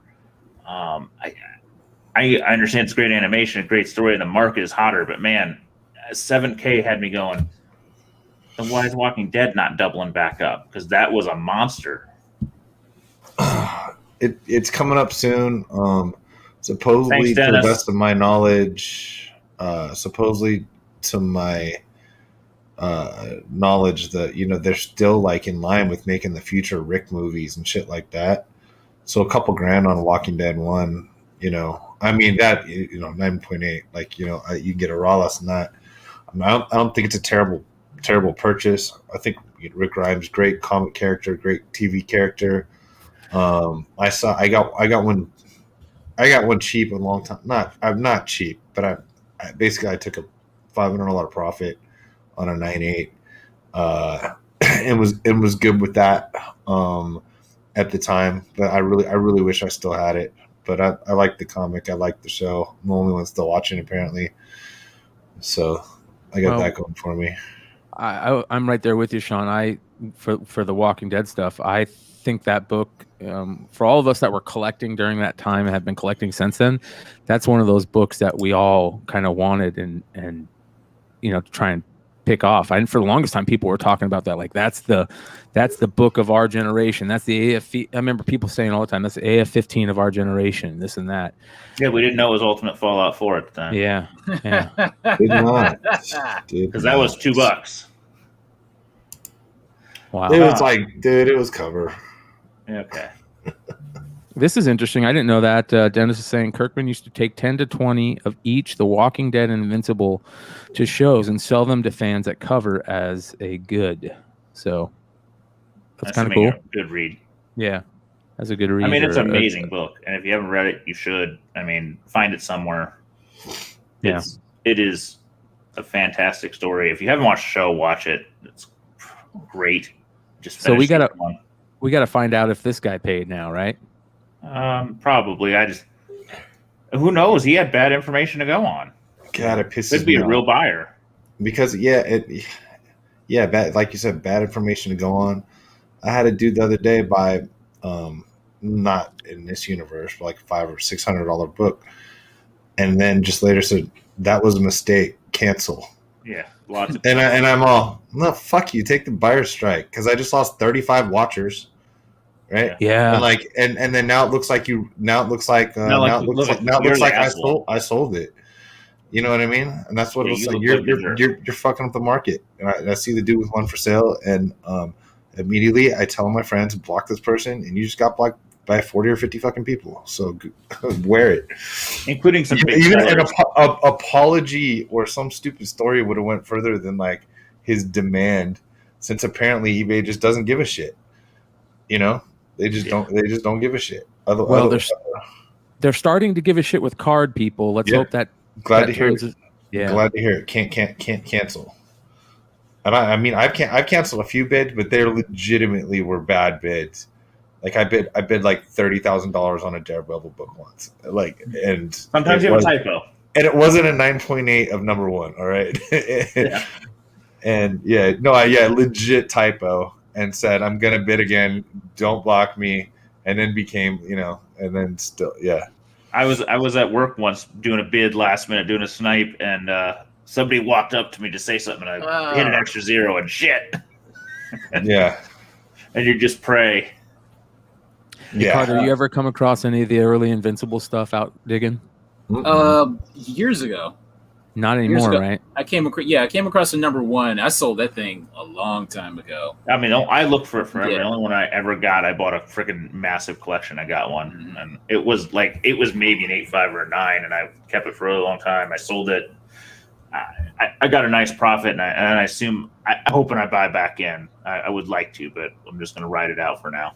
Yeah, this is a book. I won one in a raffle, so it was like sometimes you win one in a raffle when when the book isn't, I knew it was a cool book, but and John had said to read it, but I never got around to reading the series or anything like that. So that's more free money to you. You feel like because you paid you paid for a raffle ticket. Yes, exactly. More spec, Red Hulk. And this was a cheap book for a long time. Up. Okay. Thunderbolts. This next one, I don't even know what the spec on this one is. It says first Sun King, but Sun King's a beer to me, so I don't know. Shout out to Modern Playbook crew. Shout out to Red Hood Joe. A lot of people talked about this book recently. I think we talked about it on Drunken Chat a while back too. But the Sun King spot is, I guess there's two characters that they're really kind of like rumoring that's going to be the big bad for the Moon Knight series, and Sun King, and then his brother, right? Who's the other guy? Randall Spector. Yeah, Randall Spector. Dude, this isn't the.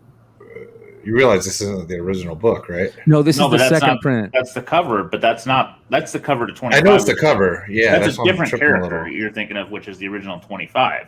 Yeah. Okay. No, this is the recent one.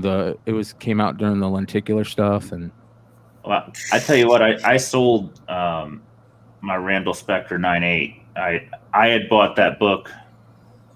I bought a 9.8 of that Moon Knight probably 5 years ago when I dug into Moon Knight the first time, thinking, well, that's an interesting character. I bought the only Knight I've ever seen for sale. I bought some regulars. I sold the 9.8. I put it up for $350, thinking that's a crazy price, and somebody bought it in a day. And I'm I got to again talk about Red Hood Joe. If you guys aren't following Red Hood, I believe it's Red Hood Comics on Instagram. Is that what it is? Red Hood Comics. Yeah. So Joe is a character, and it was some in the back room during when they were recording one night or something, and Joe showed this book, a raw one, and I think Aaron Yee was like, yeah, I need that book, and Joe's like, okay, I'll send it to you. And sure enough, it's 9.8 copy. He's sending it to him. So here you go, Joe. You're sending away a $561 book for free. You just rubbing it in. I tell you you what, and you better not welch on that shit, my friend. I'm gonna call you out for it. He used to. He wouldn't. He used to hang with us. I mean, he still does, obviously, but I think he kind of joined back in our U days. He sent me some an original art Joker print, and this is, dude, that at least 3 or 4 years ago. That I forget the artist. Obviously, he's gonna know. But it was like amazing. It was a Heath Ledger Joker black and white print on there. I remember that. And he would send me cereal. Yeah. He'd send me like the chocolate Frosted Flakes because can't find that stuff. So yeah, he's always been a generous dude, man. One of the best pressers out there too right now. Really good.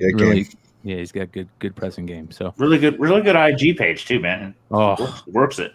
Yeah, he's you know what he's doing now? He's doing TikTok. Killing. He says he's killing it over on TikTok, man. So they are TikTokish Instagram videos. Yeah, they're pretty cool. Yeah. So we need like a 12-year-old to run our IG page. Yes, we do. All right. I still don't know shit about IG at all. None of us do. Because you're old. We're all old. We're in the brave new frontier, trying to just stay relevant, man. Yeah. This one interested me. I honestly, because I didn't even notice that they were two different. One's newsstand, one's not, but they had both sold the same day or within the same couple hours. First Swamp Thing, first Constantine, Swamp Thing 37, $26.50 for the standard and $3,700 for the newsstand. But based on when this was, I don't know if the scales tip enough for that to be a 50% premium. Do they? Dude, that's a good character to invest in. So I think, well, I do, but the newsstand version, isn't that before it was really kind of? No, this came out in the 80s. So, I mean, it was 87, right? 88, something like that. It was before that. He's on the cusp of what you're trying to say there, John. Yeah, I mean, I don't think the newsstand's more rare. Now, maybe yes, it is. It is. Are you sure? Yeah, that newsstand thing. I'll look it up right now. That newsstand thing didn't change until like it was the 70s when that changed, I think. Yeah, but late it didn't really 79. become rare until like the 80s, 90s. Yeah, I don't know, man. That's a great question. Let us know. No, we know it's like 80s. It's like this. That book is on the cusp. What year's that book? It's like 1982, 83 is where it's like you're starting to get the flip. But at the same time, I mean, we're not just talking about scarcity. We're talking about books being taken care of. I mean, this could be the picture. We all know that, some of my pictures that I sell things somewhere. I don't know why my phone takes better pictures some days than it does others. I swear to God. Take down this image, John. And so look at the Newsy. I think it's 86 is right around. This is right in that zone where it's 50-50. Yeah. So I don't know. It just interested me. Either way, this book is nuclear. Here's the thing: you would also have to admit that a newsstand copy is going to be harder to get in 9.8 condition, no matter when it's printed. Yeah, it's exactly what I was saying. True. It's less likely to have been taken care of, and it was ever bulked out. It's bulked out on a newsstand or sent back, where there's a good chance at a comic book store. Second, it doesn't sell. It gets put in a bag and board and put in the back issue bin. Yeah. So it's just it's not just scarcity. No. Yep. All right, you're good. Right. Black Knight going crazy. This is one of those books that first kind of solo origin type thing. Raw for $300, man. I remember selling a decent copy of this after the news initially for less than 100. So it's been picking up steam. The market's picking up steam. Circulation's picking up steam. Everything's just going. So another one that's kind of as early Doom appearances price out. This one is the one that is moving, the Fantastic Four Annual 2. $560 for a raw. I mean, Jesus Christ, the world is going nuts. These things are just going. You want early doom, you're gonna have to pick a few things, and because FF5 is gone, it is through the roof. Goodbye, unless you are crypto rich or something, man. It's gone. I'm gonna end off with some Spider-Man because I like to check in on Miles and Spider-Man once in a while. Still selling very well. They seem to be kind of below just a little bit of the highs.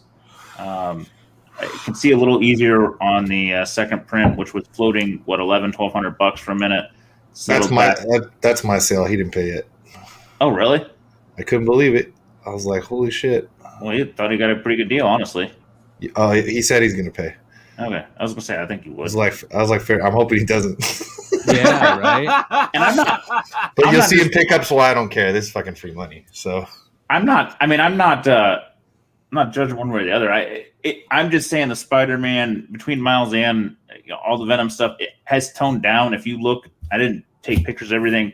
300 is toned down a bit because it was skyrocketing from 5K to, I thought it was going to hit 9 because it was going from 8 to 85, and now it's kind of trending back down towards 7.5, and it's slowing. And I don't know if that's because so many people have seen this high sales and flooding the market, so to speak, or if just the world's tempered a bit. Secret Wars 8, which even 4 weeks ago I showed hit 1,000, is now kind of back towards 750 to 800. So Miles taking a little step back is not surprising. I just don't know if it's not the topic du jour, or if the whole market took a little step back. It could just be we have shorter memories than we think.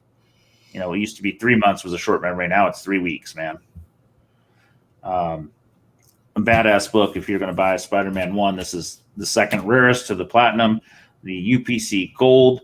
The high on this guy was last month. It hit 1,400. Prior to that was the exact same price as this in March. So it kind of took a little step back, not a huge step. The high sale is a one-off, so hard to say what the market's doing.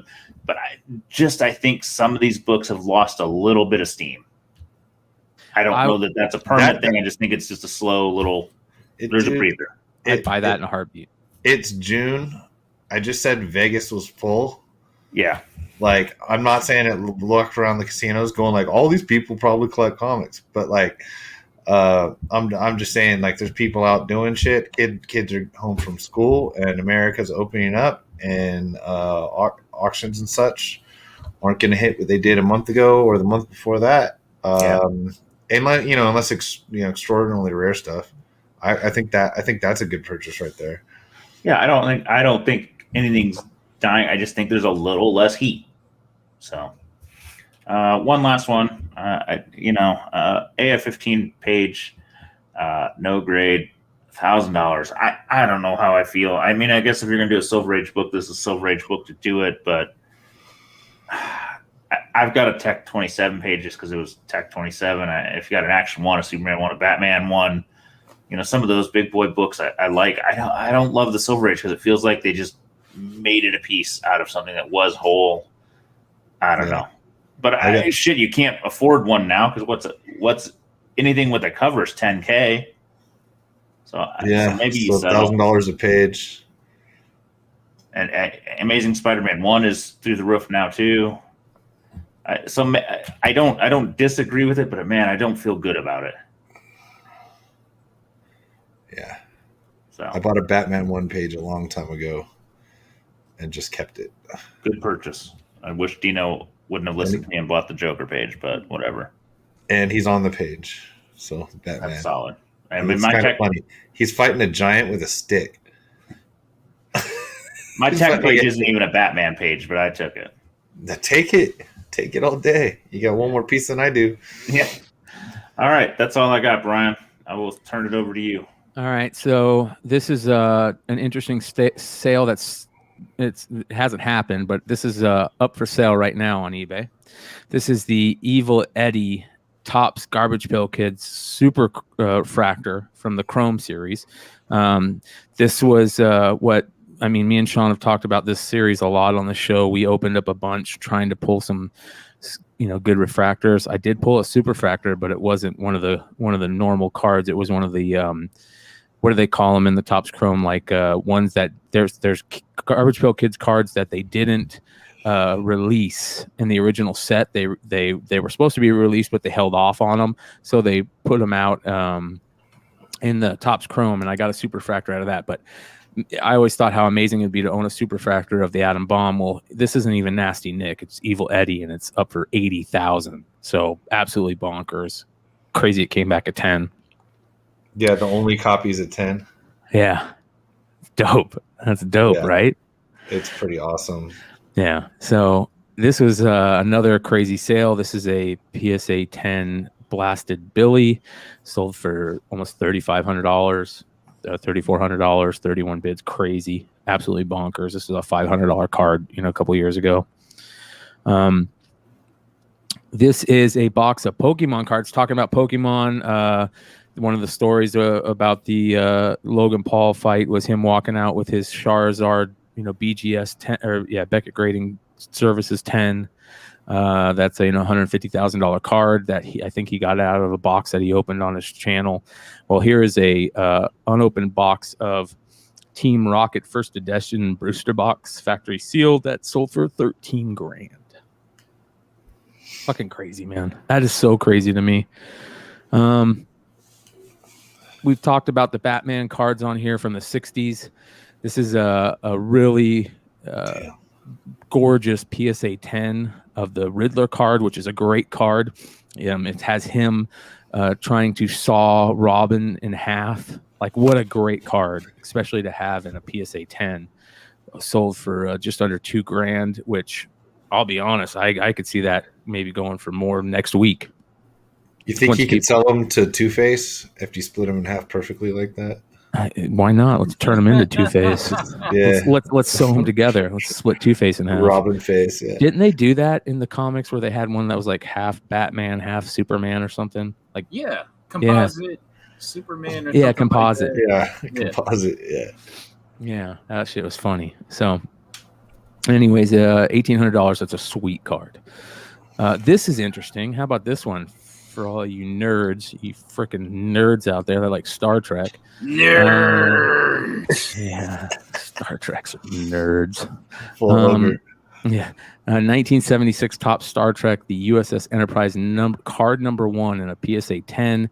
There's only 2 of them in the population for PSA 10. Sold for just under $4,500. So not bad, not bad at all. 42 bids. All right, let's see here. Next one we got.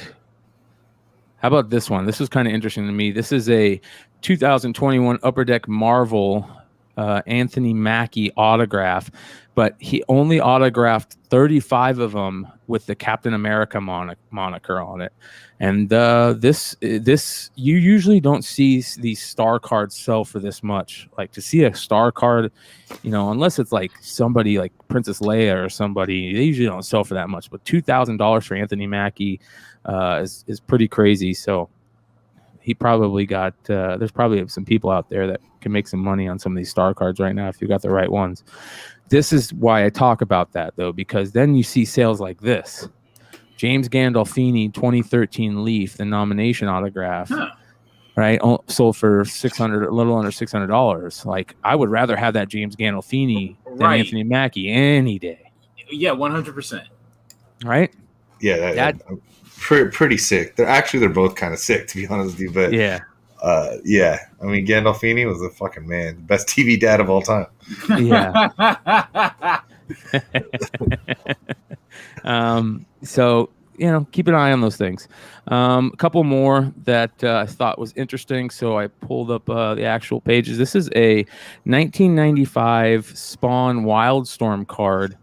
If you remember, these the Spawn cards that they put out were elongated. They were like, super long, which sucked. I don't know why they thought that was a good idea. They didn't talk to anybody. They actually put autographs in the box, and this is a Will Sportaccio autograph. They 75 of 100. kind of cool, and it sold for $78. So, maybe that's something to look out for on some of these Spawn cards. Maybe getting a McFarlane autograph in there is worth something. Picking up a couple of these boxes if you can find them for cheap. I don't know how much these Spawn boxes are selling for unopened, or who knows, but kind of cool. I personally have never seen Will do Spawn before.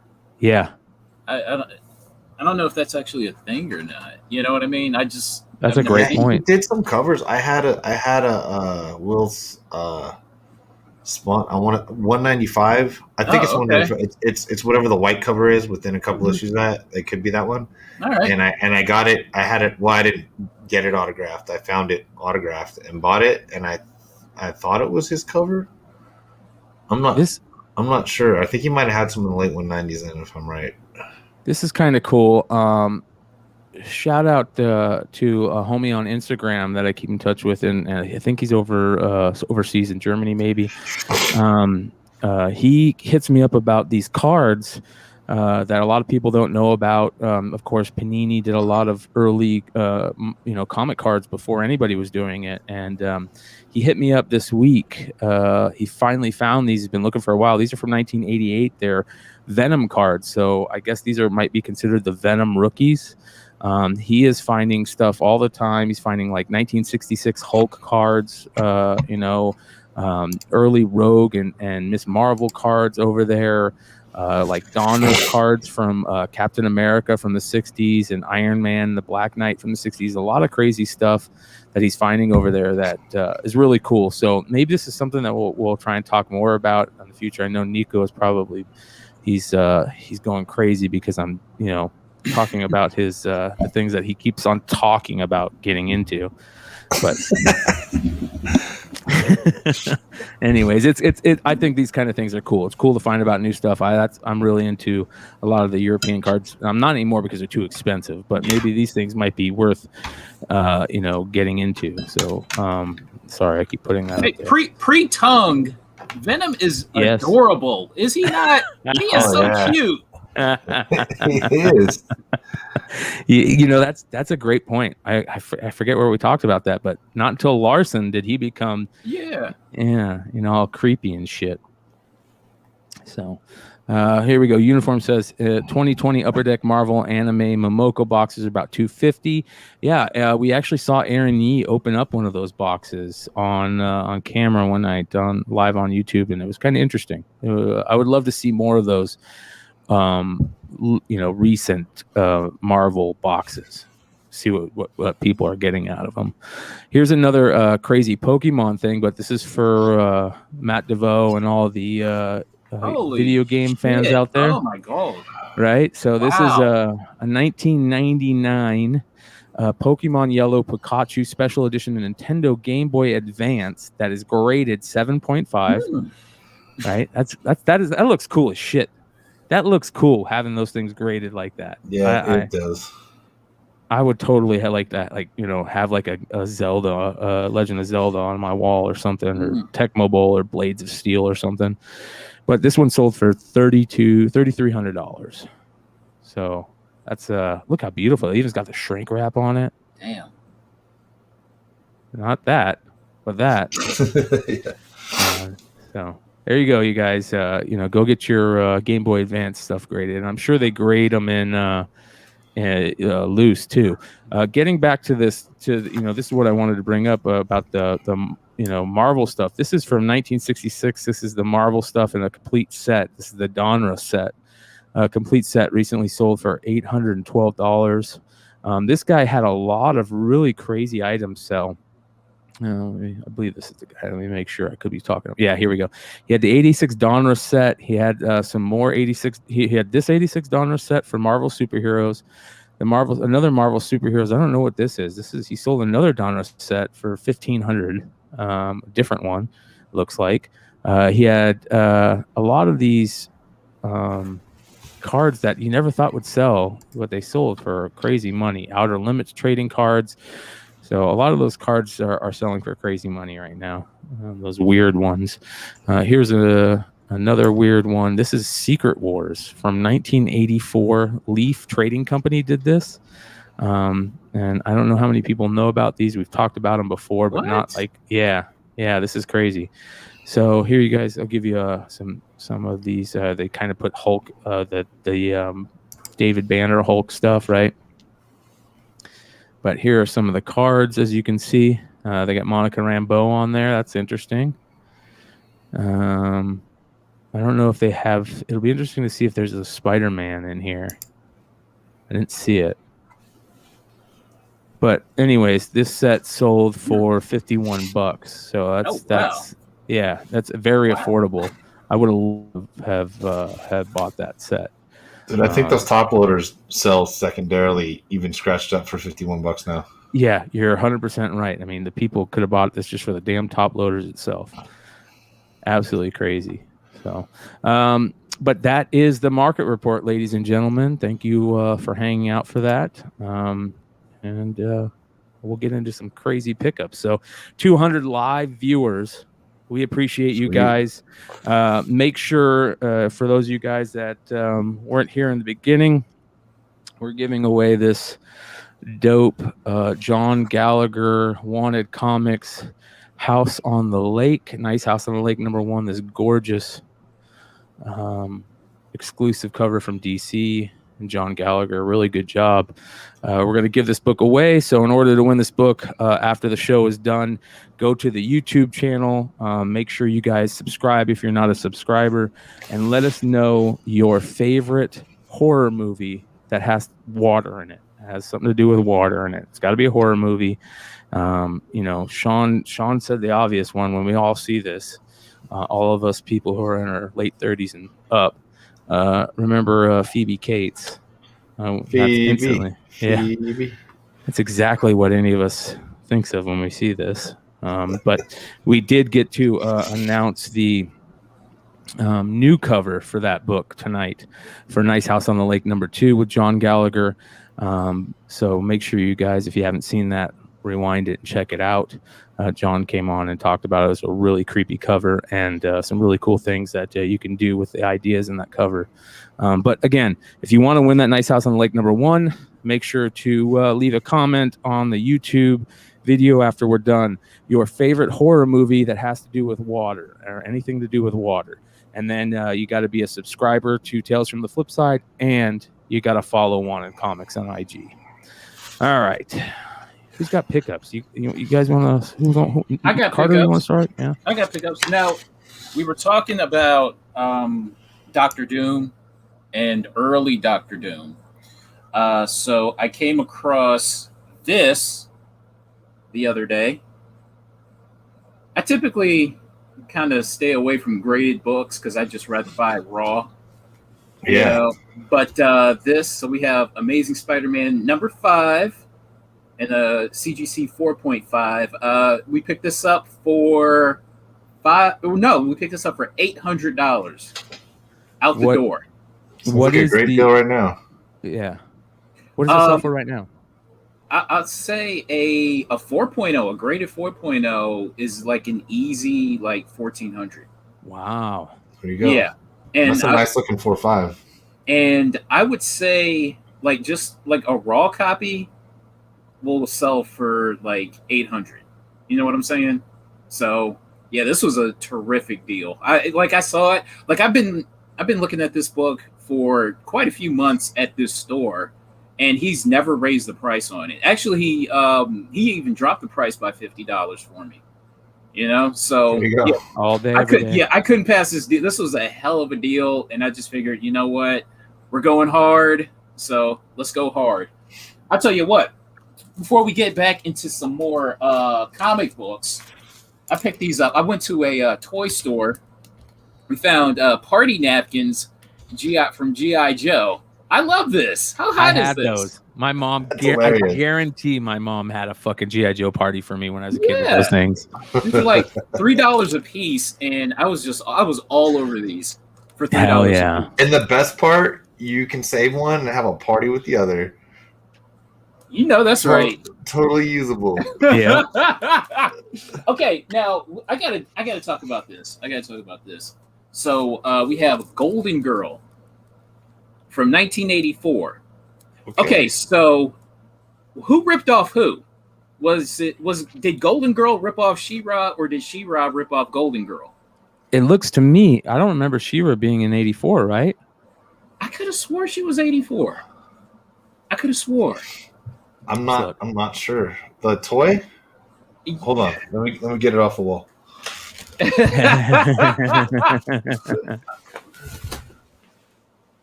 So she came out. Original release September 9th, 1985. Mattel, 1984, Hawthorne, California, but made in China. So down here, I don't know if it's gonna focus on my little webcam there, but yeah. 1984. So I don't know the answer. Yeah, this is 1984 too. Oh, by the way, Golden Girl ripped off the Golden Girls though. Right? I'm pretty sure I remember seeing the Golden Girls in my grandma's house in 1984. I won a lot of party bets by being able to sing that theme song. Yeah. But it is pretty She-Ra-ish, that's for sure. Or How much did you pick that up for, Carter? This was seal for $30. Not bad. I'm like, why not? Why not? Okay, we're getting back to comics. And speaking of G.I. Joe, we got a G.I. Joe #1. Nice. And so the price tag on it was $200. I got this for $150. And this is I would say maybe a 9.4 copy. I can't believe that sells for that much. I can't listen. I can't either. Now, I much would rather have the toys, but considering that just the comics, I think Nico was talking about this. Like this has the potential. G.I. Joe has the potential to be kind of like the next Star Wars. You know what I mean? So let me get it. They don't mess it up. Right. And I was thinking, let me just go ahead and get in, because I've had so many copies of this, and it's like older dealers in Hulk 181. They'll talk about how many copies of just kind of just like they've had and just almost given away. So I'm like, let me go ahead and buy this and call it a day. Yeah. Right? It's funny you show that, because the other day I was down a YouTube rabbit hole, and I see that is it Hasbro? I think it's Hasbro has on YouTube a channel that plays G.I. Joe. Yes. Constantly. It's on a live thing and no commercials. So I watched the Serpentor part last week where Mindbender's going and getting all the DNA, and I watched those the whole run for like 2 hours. That's how I learned about DNA. They're like deoxyribonucleic acid. Yeah. I'm like, oh yeah, that's how I learned about it. Yeah, like Junkyard and Mutt are walking by, and somebody goes, "What's DNA?" And Junkyard's like, "Dino, right? And speaking of Star Wars, we got ourselves a copy of Star Wars #1. I got this bad boy for $60. Not bad. That's not bad. It's like an easy find. I'm like, okay. And okay, now I want to talk about this gorgeous cover. Now, I talked about it this morning in the haul video, but I want to get in depth on this one. How gorgeous is this? So I picked up 2 of these the week they came out because of how gorgeous it was. Okay, so when did this come out? This came roughly out. This is old UD stuff. I want to talk. I think this is what's her name? Who did this cover? Elizabeth Torque. Elizabeth Torque. Yeah. So Torque was hot on the heels of one of her early covers that they put out. This is back in UD's old days. And I remember seeing this cover and being like, "Holy shit, that is gorgeous!" Yeah. I saw this for $8, and I immediately fell in love with it. Yeah, that's a great pickup, man. Yeah, I kind of forgot about it, actually. And I never got one. I never got one either, but that's my fault.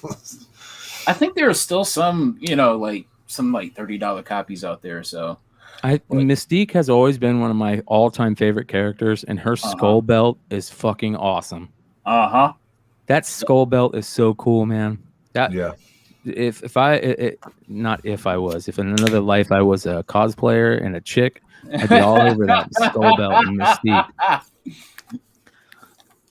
And I guess we'll do one more. We'll do one more book. I was really happy to find this one. So Captain America number 16. So It was on the Hot 10 last week, I believe, right? 2 weeks ago, maybe. Yeah, found this bitch for $5. Wow, not bad. Right. Yeah. Great cover. Great cover. All right. All right, Sean, you got anything? Yeah, I do. I talked about I get one card. I haven't been looking for a lot of cards lately, but like I've said before, my buddy Jonas Never has been doing the Topps Project 70, and when he dropped this Griffey, and so I had to Nice.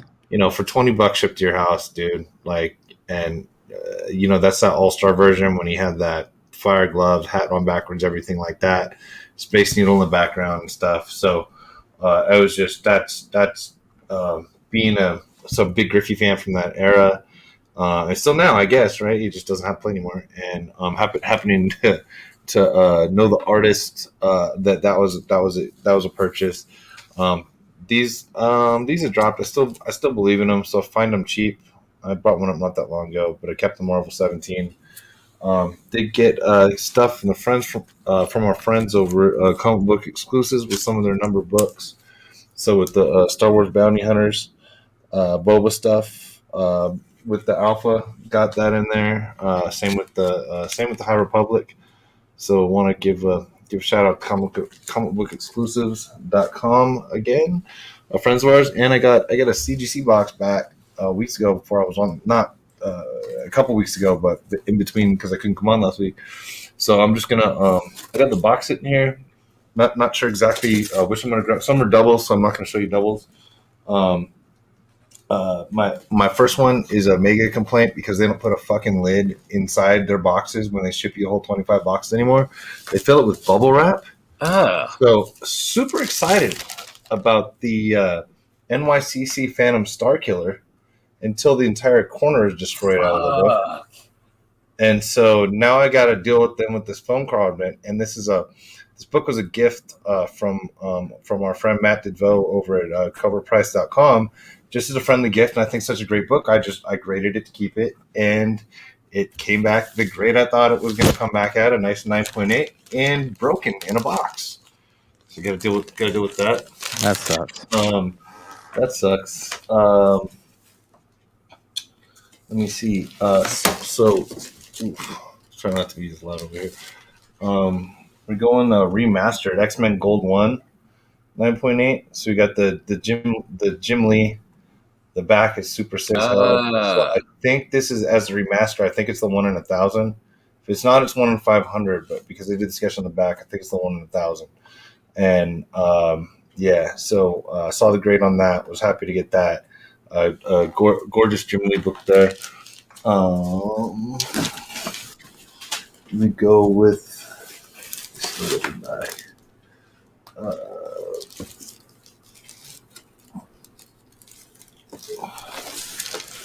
Yeah, so more the Ultimate Fallout 4s. These are second print 9.8s. And I got 3 9.8s and 2 9.6s. One of the 9.8s that I said was brought up there was one that I auctioned. So it was like, that was like didn't quite do it. Well, actually it did, because I think these were at the old prices.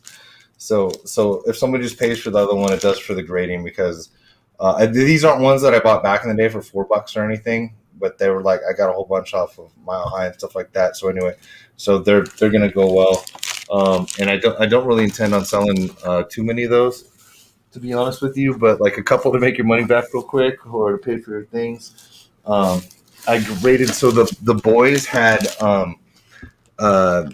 which I've said over and over again how much I love the show. I love the anti-hero stuff. I love all the shit. I love all the shit that people talk. They should talk on the show. So they had a Kickstarter, and so they sold versions of 1, 3, and 7, and they came out back. So they did somehow throw me a 9.6 on number 1 with 3 and 7. Got 9.8s on there, and so just really love the inside. And I've been collecting the boys stuff. So we'll go with one I found a long time ago in a bin, and I thought the cover was so gorgeous. I actually thought it was JSC years ago and realized it was Lashley, but we're going with Shuri on here. And the Black Panther, 9.8 on that. That was a nice long time ago $5 purchase. Some Vampirella stuff. So the COA. So I've got this one was 750 copies. Dynamic Forces. Alex Ross doing the after for Zeta. And I wanted to rate it regardless if it was going to be 9.8, but they for sure dropped it. But this cover is amazing. Like I can see things in there that weren't in there. Very annoying as usual. This one took forever to get back, even though it was fast tracked. Was not happy about that. So Darth Vader, I think this is a one in 100. I think Darth Vader 25 at Quesada. So yeah, this is just a pretty one. Obviously, really happy. I mean, you get a 9.8, you're not complaining. Hey, what year is that one? What series? The date on the book's 12/16, so probably okay. the 15 or late 14 series. Yeah. Yeah. But that was the final issue of that run. And the other version of that is that they got a sketch of that also, of the Quesada. Another one that I've just been waiting forever. So it's the Chase 2010. It's actually the same run as that one. Is the Vampirella Ross cover. Holy shit. Goes 9.8 on this one. This is nice. I found more copies, but this was the nicest one. So after years of it in a box, I decided to grade it. A couple minor letdowns. This looks perfect. They roll up the 9.6. There's like the littlest mark on it, but this is one of those on any day you can have 9.8 or 9.6 out of these guys. So we'll roll with that. This too, probably didn't think it was 9.8, but 9.8s have seemed to sell for like $300 or $400 for some reason. And it's the Gen 13 pinup special. This is 1997. It's got no number, and it's worth a shot and worth grading. And I think it's a great cover. I've never seen that. Really? Yeah. Yeah. There's no. I don't know a lot. I don't know a lot about it. I saw some selling on auction sites and stuff like that, so decided to go ahead. And when I found a copy that I thought was near mint or whatever, just grade it, give it a whirl for a 9.8. And that's why I was surprised to see it sell that much. There's no price on it. There's no anything. So I actually don't know. Yeah, Joe Chodo, JJ is correct on the cover there. But it's Image 1997, 697. It's actually the month and year I graduated high school. So I was not paying attention to anything that month. So I got no idea. Good old just Thor number 1, found a copy, look 9.8. It's 9.8. We know how to grade those. We have the JTC negative variants here, and these aren't the 500. These are the numbered to 3000, and they've got it numbered here in the corner, and they actually put that it was printed up here. So I got a couple of these back. So and these haven't really lost value. For all the people that got the ones that came out, I don't know if they dropped today or yesterday or what, but I think it sold out today. The who was on today? I think they had a rogue covered. J. Scott Campble did a negative. No, it's Tyler Christopher. JTC, not JSC. Is this one? I don't think it was. Was it Campbell? Was it Campbell today or Christopher? It was Campbell today. Yeah, I noticed a bunch of those selling today. And that's what kind of blew me away. People are talking about it in the chat right now. I'll bring it up. This thing's gorgeous, seriously. Yeah. But yeah. So I got 2 of those with different numbers there.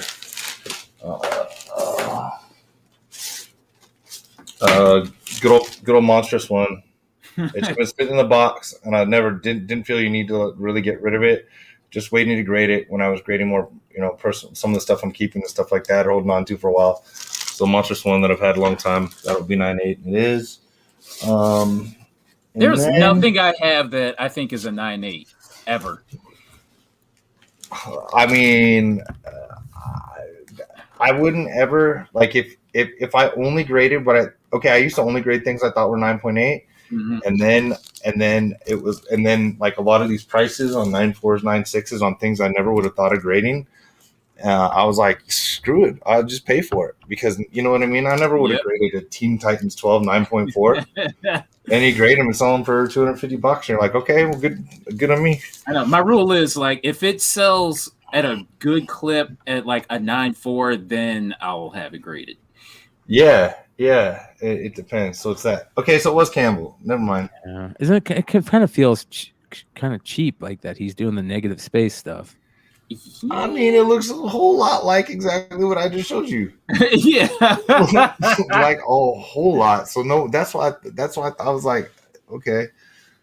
So yeah, and then I have my two annoying ass letdowns because I am a Masters of the Universe collector, and they decided to put the wrong labels on the wrong books in the cases. Holy shit! Okay, and but in my opinion, got the grades correct and just screwed up which was which. So, I got a Master Universe, the MB Creations Volume 3, the He-Man.org. This limited to 500 copies with the COA. The COA is in the box with the COA at a 9.8, and I'm super happy about this. I thought it was a 9.8. There are only there are only two 9.8s if you don't include this one. I pressed one and I bought the other one in an eBay auction.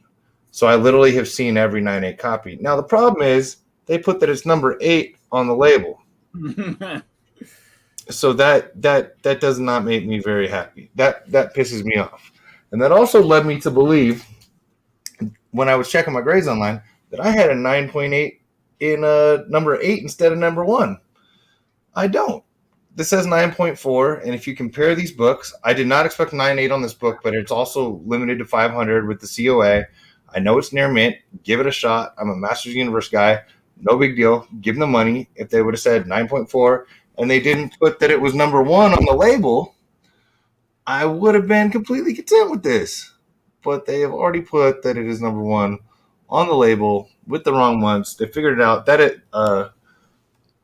That's a number 8 right there, and that's a number 1 right there, and you can see vice versa on the other ones. Even easier to see the 1 there. I don't even have to point at it. So anyway, very excited for these PC books that I worked hard on to make as nice as I possibly could.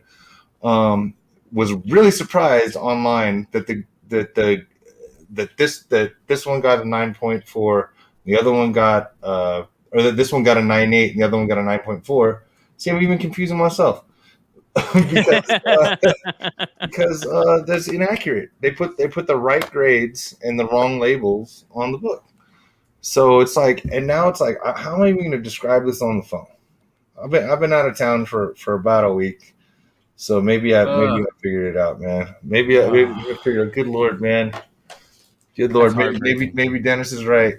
It's time to CBCS this shit, man. God damn it. Okay, now you're closer to CBCS, but you're willing to lob that thing over CBCS to CGC. So what the hell does CBCS have to do to get you to go to them?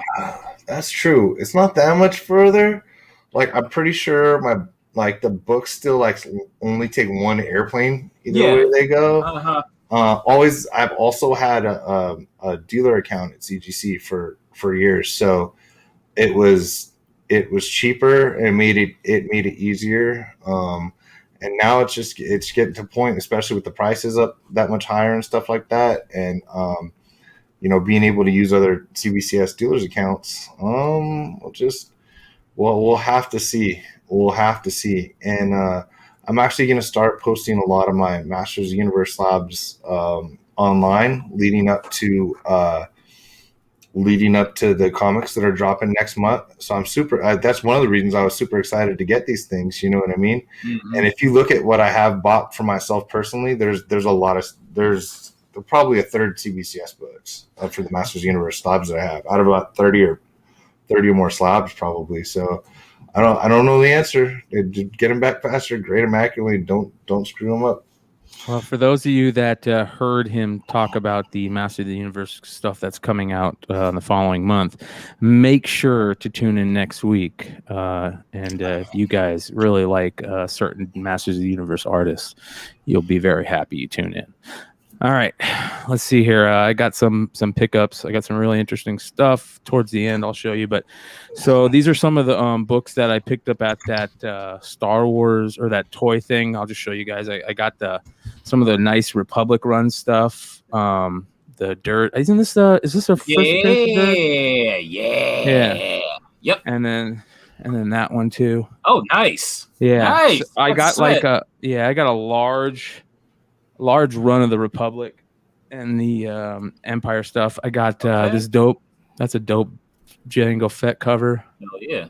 That's pretty sweet. Yeah. I talk about these books all the time, and one of these days people will start reading them more and fall in love with them. But the Infinities run, some of the Infinities covers are really great. This Townsend guy does some really actually gorgeous covers on some of the Infinities books, but really dope. There's a purple saver, by the way, right there. John, I didn't get to show John these, but I picked up a bunch of Crow books just because they were $3 a piece. I got these Flesh and Blood ones, these City of Angels ones, and I got like the whole set of a lot of them. Like I think there's just like 3 issues maybe, and a lot of them. So who knows? Dead Time, Crow Dead Time. Nice. Yeah, it was nice going to an estate sale and seeing a guy who just collected certain things, and he bought everything that had to do with that. You didn't see any of the like early Crow stuff, obviously, but a lot of the older stuff, some of the movie stuff, which is cool, right? Brandon, yeah, it is. I love that stuff. I totally forgot I didn't even know this run. Wild Justice. So there's those. This is kind of cool. That was in the Star Wars stuff, the Hunt for Aurra Sing stuff. So hopefully Aurra Sing will have something going. I got a nice another Kingdom Come set. My top 5 favorite comics ever written. Mm-hmm. So I'll buy these every time. This was the trade. I would buy trades of this, like 3 and 4 at a time, and then just wait for somebody to say, "Oh, I would like to get into comics," and I just go here. I used to be in comics. I want to get back into it. All right, this is a shout out to Colonel Josh, who gave this to me to give to John Z. It's an Ultraverse, something to do with Ultraverse that's signed. And I know John Z is like the only guy that's into Ultraverse that I know of. That's early Terry Dodson work right there. This was kind of cool. This is shout out Jesse James. I went over to Jesse James and he had got a new collection in. This is signed by Neil Adams. This is Continuity Comics, Samurai. That's kind of cool. This is kind of cool too. This is Extreme Super Tour. And it's signed by all of them, including Liefeld. It's extreme. I got some newsstand Gen 13. Nice. And this is one of my favorite Gen 13 covers ever. I love that cover. Another super underrated cover. I picked up another one of those. Totally, dude. Yeah. There's some more Gen 13 newsstands. And that's direct, but that's a newsstand right there. Picked up one of these. Twisted Tales. Yeah. This X-Files book, just because this would be great to get some sketches done. And I also got the white cover. That'll be dope. Now, thanks. Shout out to Mighty Mel V for reminding me about these. First time I've ever found them. First time I've ever. I'm looking for Ooh. that. I'm looking for that fucking cover. Shit. Ooh. My mom said no at the grocery store as a kid. How about this one? How about that one? The one There where you they're go. and Yeah, then that one's going there on the you list go. too. and they're in the hot tub. This one I've always looked for, and I've never been able to find, and I found a lot of them lately. The Satan's Sixth, first Jason. I'm looking for that one. That one's on the list. Yeah, that's a dope cover. That's first Jason? Yeah. Wow. And then the McFarlane cover, of course. It's hard to find a newsstand. I think that's first Jason. Isn't that first Jason? Chat, let me know. I believe. I have it written in my notes as that. Okay. All right. And then I picked up one of these. Shout out to Modern Playbook Boys again. I believe it was one of them that this was on a, I don't know if it was on a ghost list that Ben Stein talked about. I know he's talked about this book before. It's a hack/slash book. And here's the front. Oh, shit. Cosplay. Here's the back. Oh, yeah. And that's the cover that a lot of people don't know about and that they're looking for. And it's hard to find because usually you see the other side, which I guess I don't know if Stein said that's why he never could never find it, because he would you don't usually see this as the front. Yeah. Okay. Yeah. So this is a dope hack/slash cover. Yeah, that's pretty good. Yeah, it's got the Jason mask, the Scream mask, some Power Rangers in there, a couple other things. So let's see here. Who did this? Seeley. It's a Tim Seeley cover. So that's a dope book. All right, but here is the best thing that I've gotten in a long time.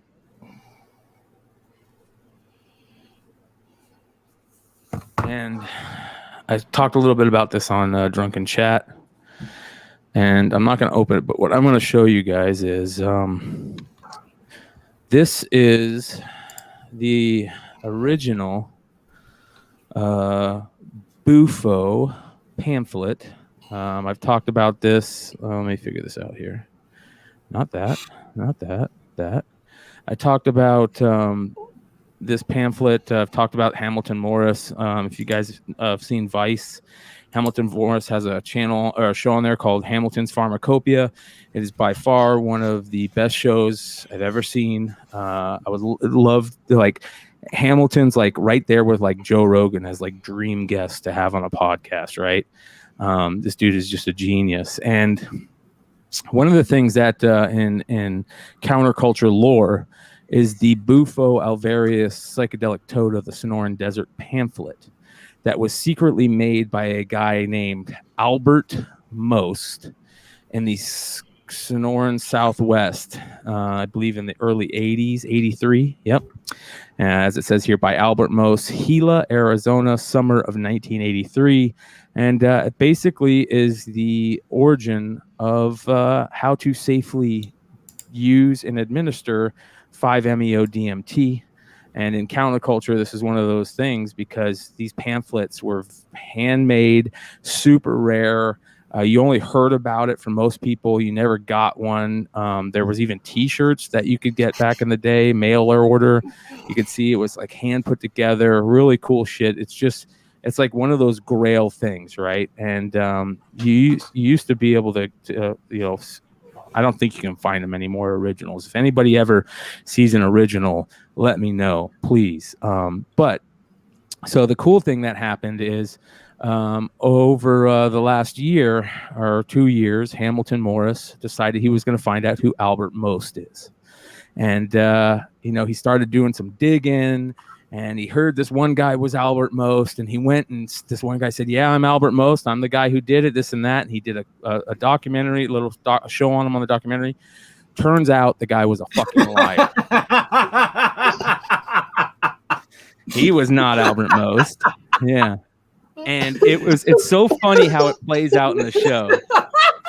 It's so funny how it plays on the show because like the last season of Pharmacopoeia, the first episode shows like Hamilton, and I want to see if I can find this for you guys because it is absolutely hilarious. But anyways, Hamilton is like, it shows him and he's super pissed and he's going through like the time of COVID and he's like stuck in his house and he's just fiending over, because this guy tricked him and he's gonna find the real Albert Most and all this stuff, and it's just really good stuff. So what Hamilton did is he went and found the real Albert Most, and not only that, he did what was the right thing to do. The guy ended up dying last year, unfortunately. Older, he got old and passed away. And so Hamilton said, we're going to re-put out the pamphlet. And this time it's going to say by Ken Nelson, the man who did it. Not Albert Most, not the fake Albert Most, but Ken Nelson, the real man. And so they offered the pamphlets. They did 3. The first pressing sold out immediately. Second pressing sold out immediately. So they did a third pressing, and I was lucky enough to score a third pressing. Yeah, there you go. Yeah. So they sent it, and I got 2 of them. I got one from my homie Keith. So if you guys want to see that, make sure to check out the next episode of the Bogcast. I told him that I wasn't able to get any, and he was all bummed. And then they showed up, and I handed him one. So it was a cool moment. But anyways, I decided not to open mine. I'm going to keep mine unopened for a little bit, just because they're so cool. But here's the coolest part about this. So when you open this, obviously it looks like this, and but one of the cool things about it is when you it's got a little another piece of paper in there that says, and this is the important thing to me, one of the things that Hamilton wanted to do is, in order to not have to harm these toads, the Bufo alvarius, the Sonoran desert toad, which only lives in the Sonoran desert and is an endangered species, and the popularity of psychedelics is becoming more and more popular, so people are out there hurting these toads, and if we lose these toads, we lose our way to communicate with the gods, in my opinion. So what Hamilton did is said, all right, we're going to figure out how to synthesize this with chemicals, just like any other drug manufacturer, and he figured out how to synthesize it in a lab, and he put in the pamphlet how to do it. So shout out to Hamilton Morris and Ken Nelson for allowing everybody to figure out a way to do dimethyltryptamine, 5-MeO dimethyltryptamine, without harming the Bufo alvarius toad. But the coolest thing about this, when you open it up, it's got a little pamphlet that says this was hand collated, hand printed, and every single one has little issues that make it one of a kind. And 100% of these proceeds from the first, second, third editions, 100% are going to Michael J. Fox Foundation for Parkinson's Research. And that's what integrity is, right? Like that motherfucker, Hamilton Morris said, not only are we're gonna synthesize this and figure out how to put it out there for free, then we're gonna redo the pamphlet and sell it and give 100% of the proceeds to Parkinson's Research, which with the help of DMT could be game changing. So if you guys don't know about Hamilton's Pharmacopoeia, go check it out. This is the 3rd pressing of the Bufo alvarius pamphlet from the Sonoran Desert and Ken Nelson. Dope shit. All right, and that is the show, ladies and gentlemen. 176 viewers stayed with us to the end. Again, if you guys didn't see it, the absolutely unreal, let's bring this up, the absolutely unreal John Gallagher cover for Nice House on the Lake #2 with Wanted Comics. We revealed this cover tonight. Be on the lookout over at Wanted Comics. That's Wanted Comics with an X. Make sure that you guys follow him on IG. And if you guys want to win this dope John Gallagher cover from Nice House on the Lake #1, that was also sold by Wanted Comics. If you guys want this copy right here, make sure to leave a comment down below the YouTube video that is and tell us your favorite horror movie that has to do with water. And we'll pick a random winner next week to give that book to. And again, keep your eye out for this one over at Wanted Comics website, wantedcomics.com.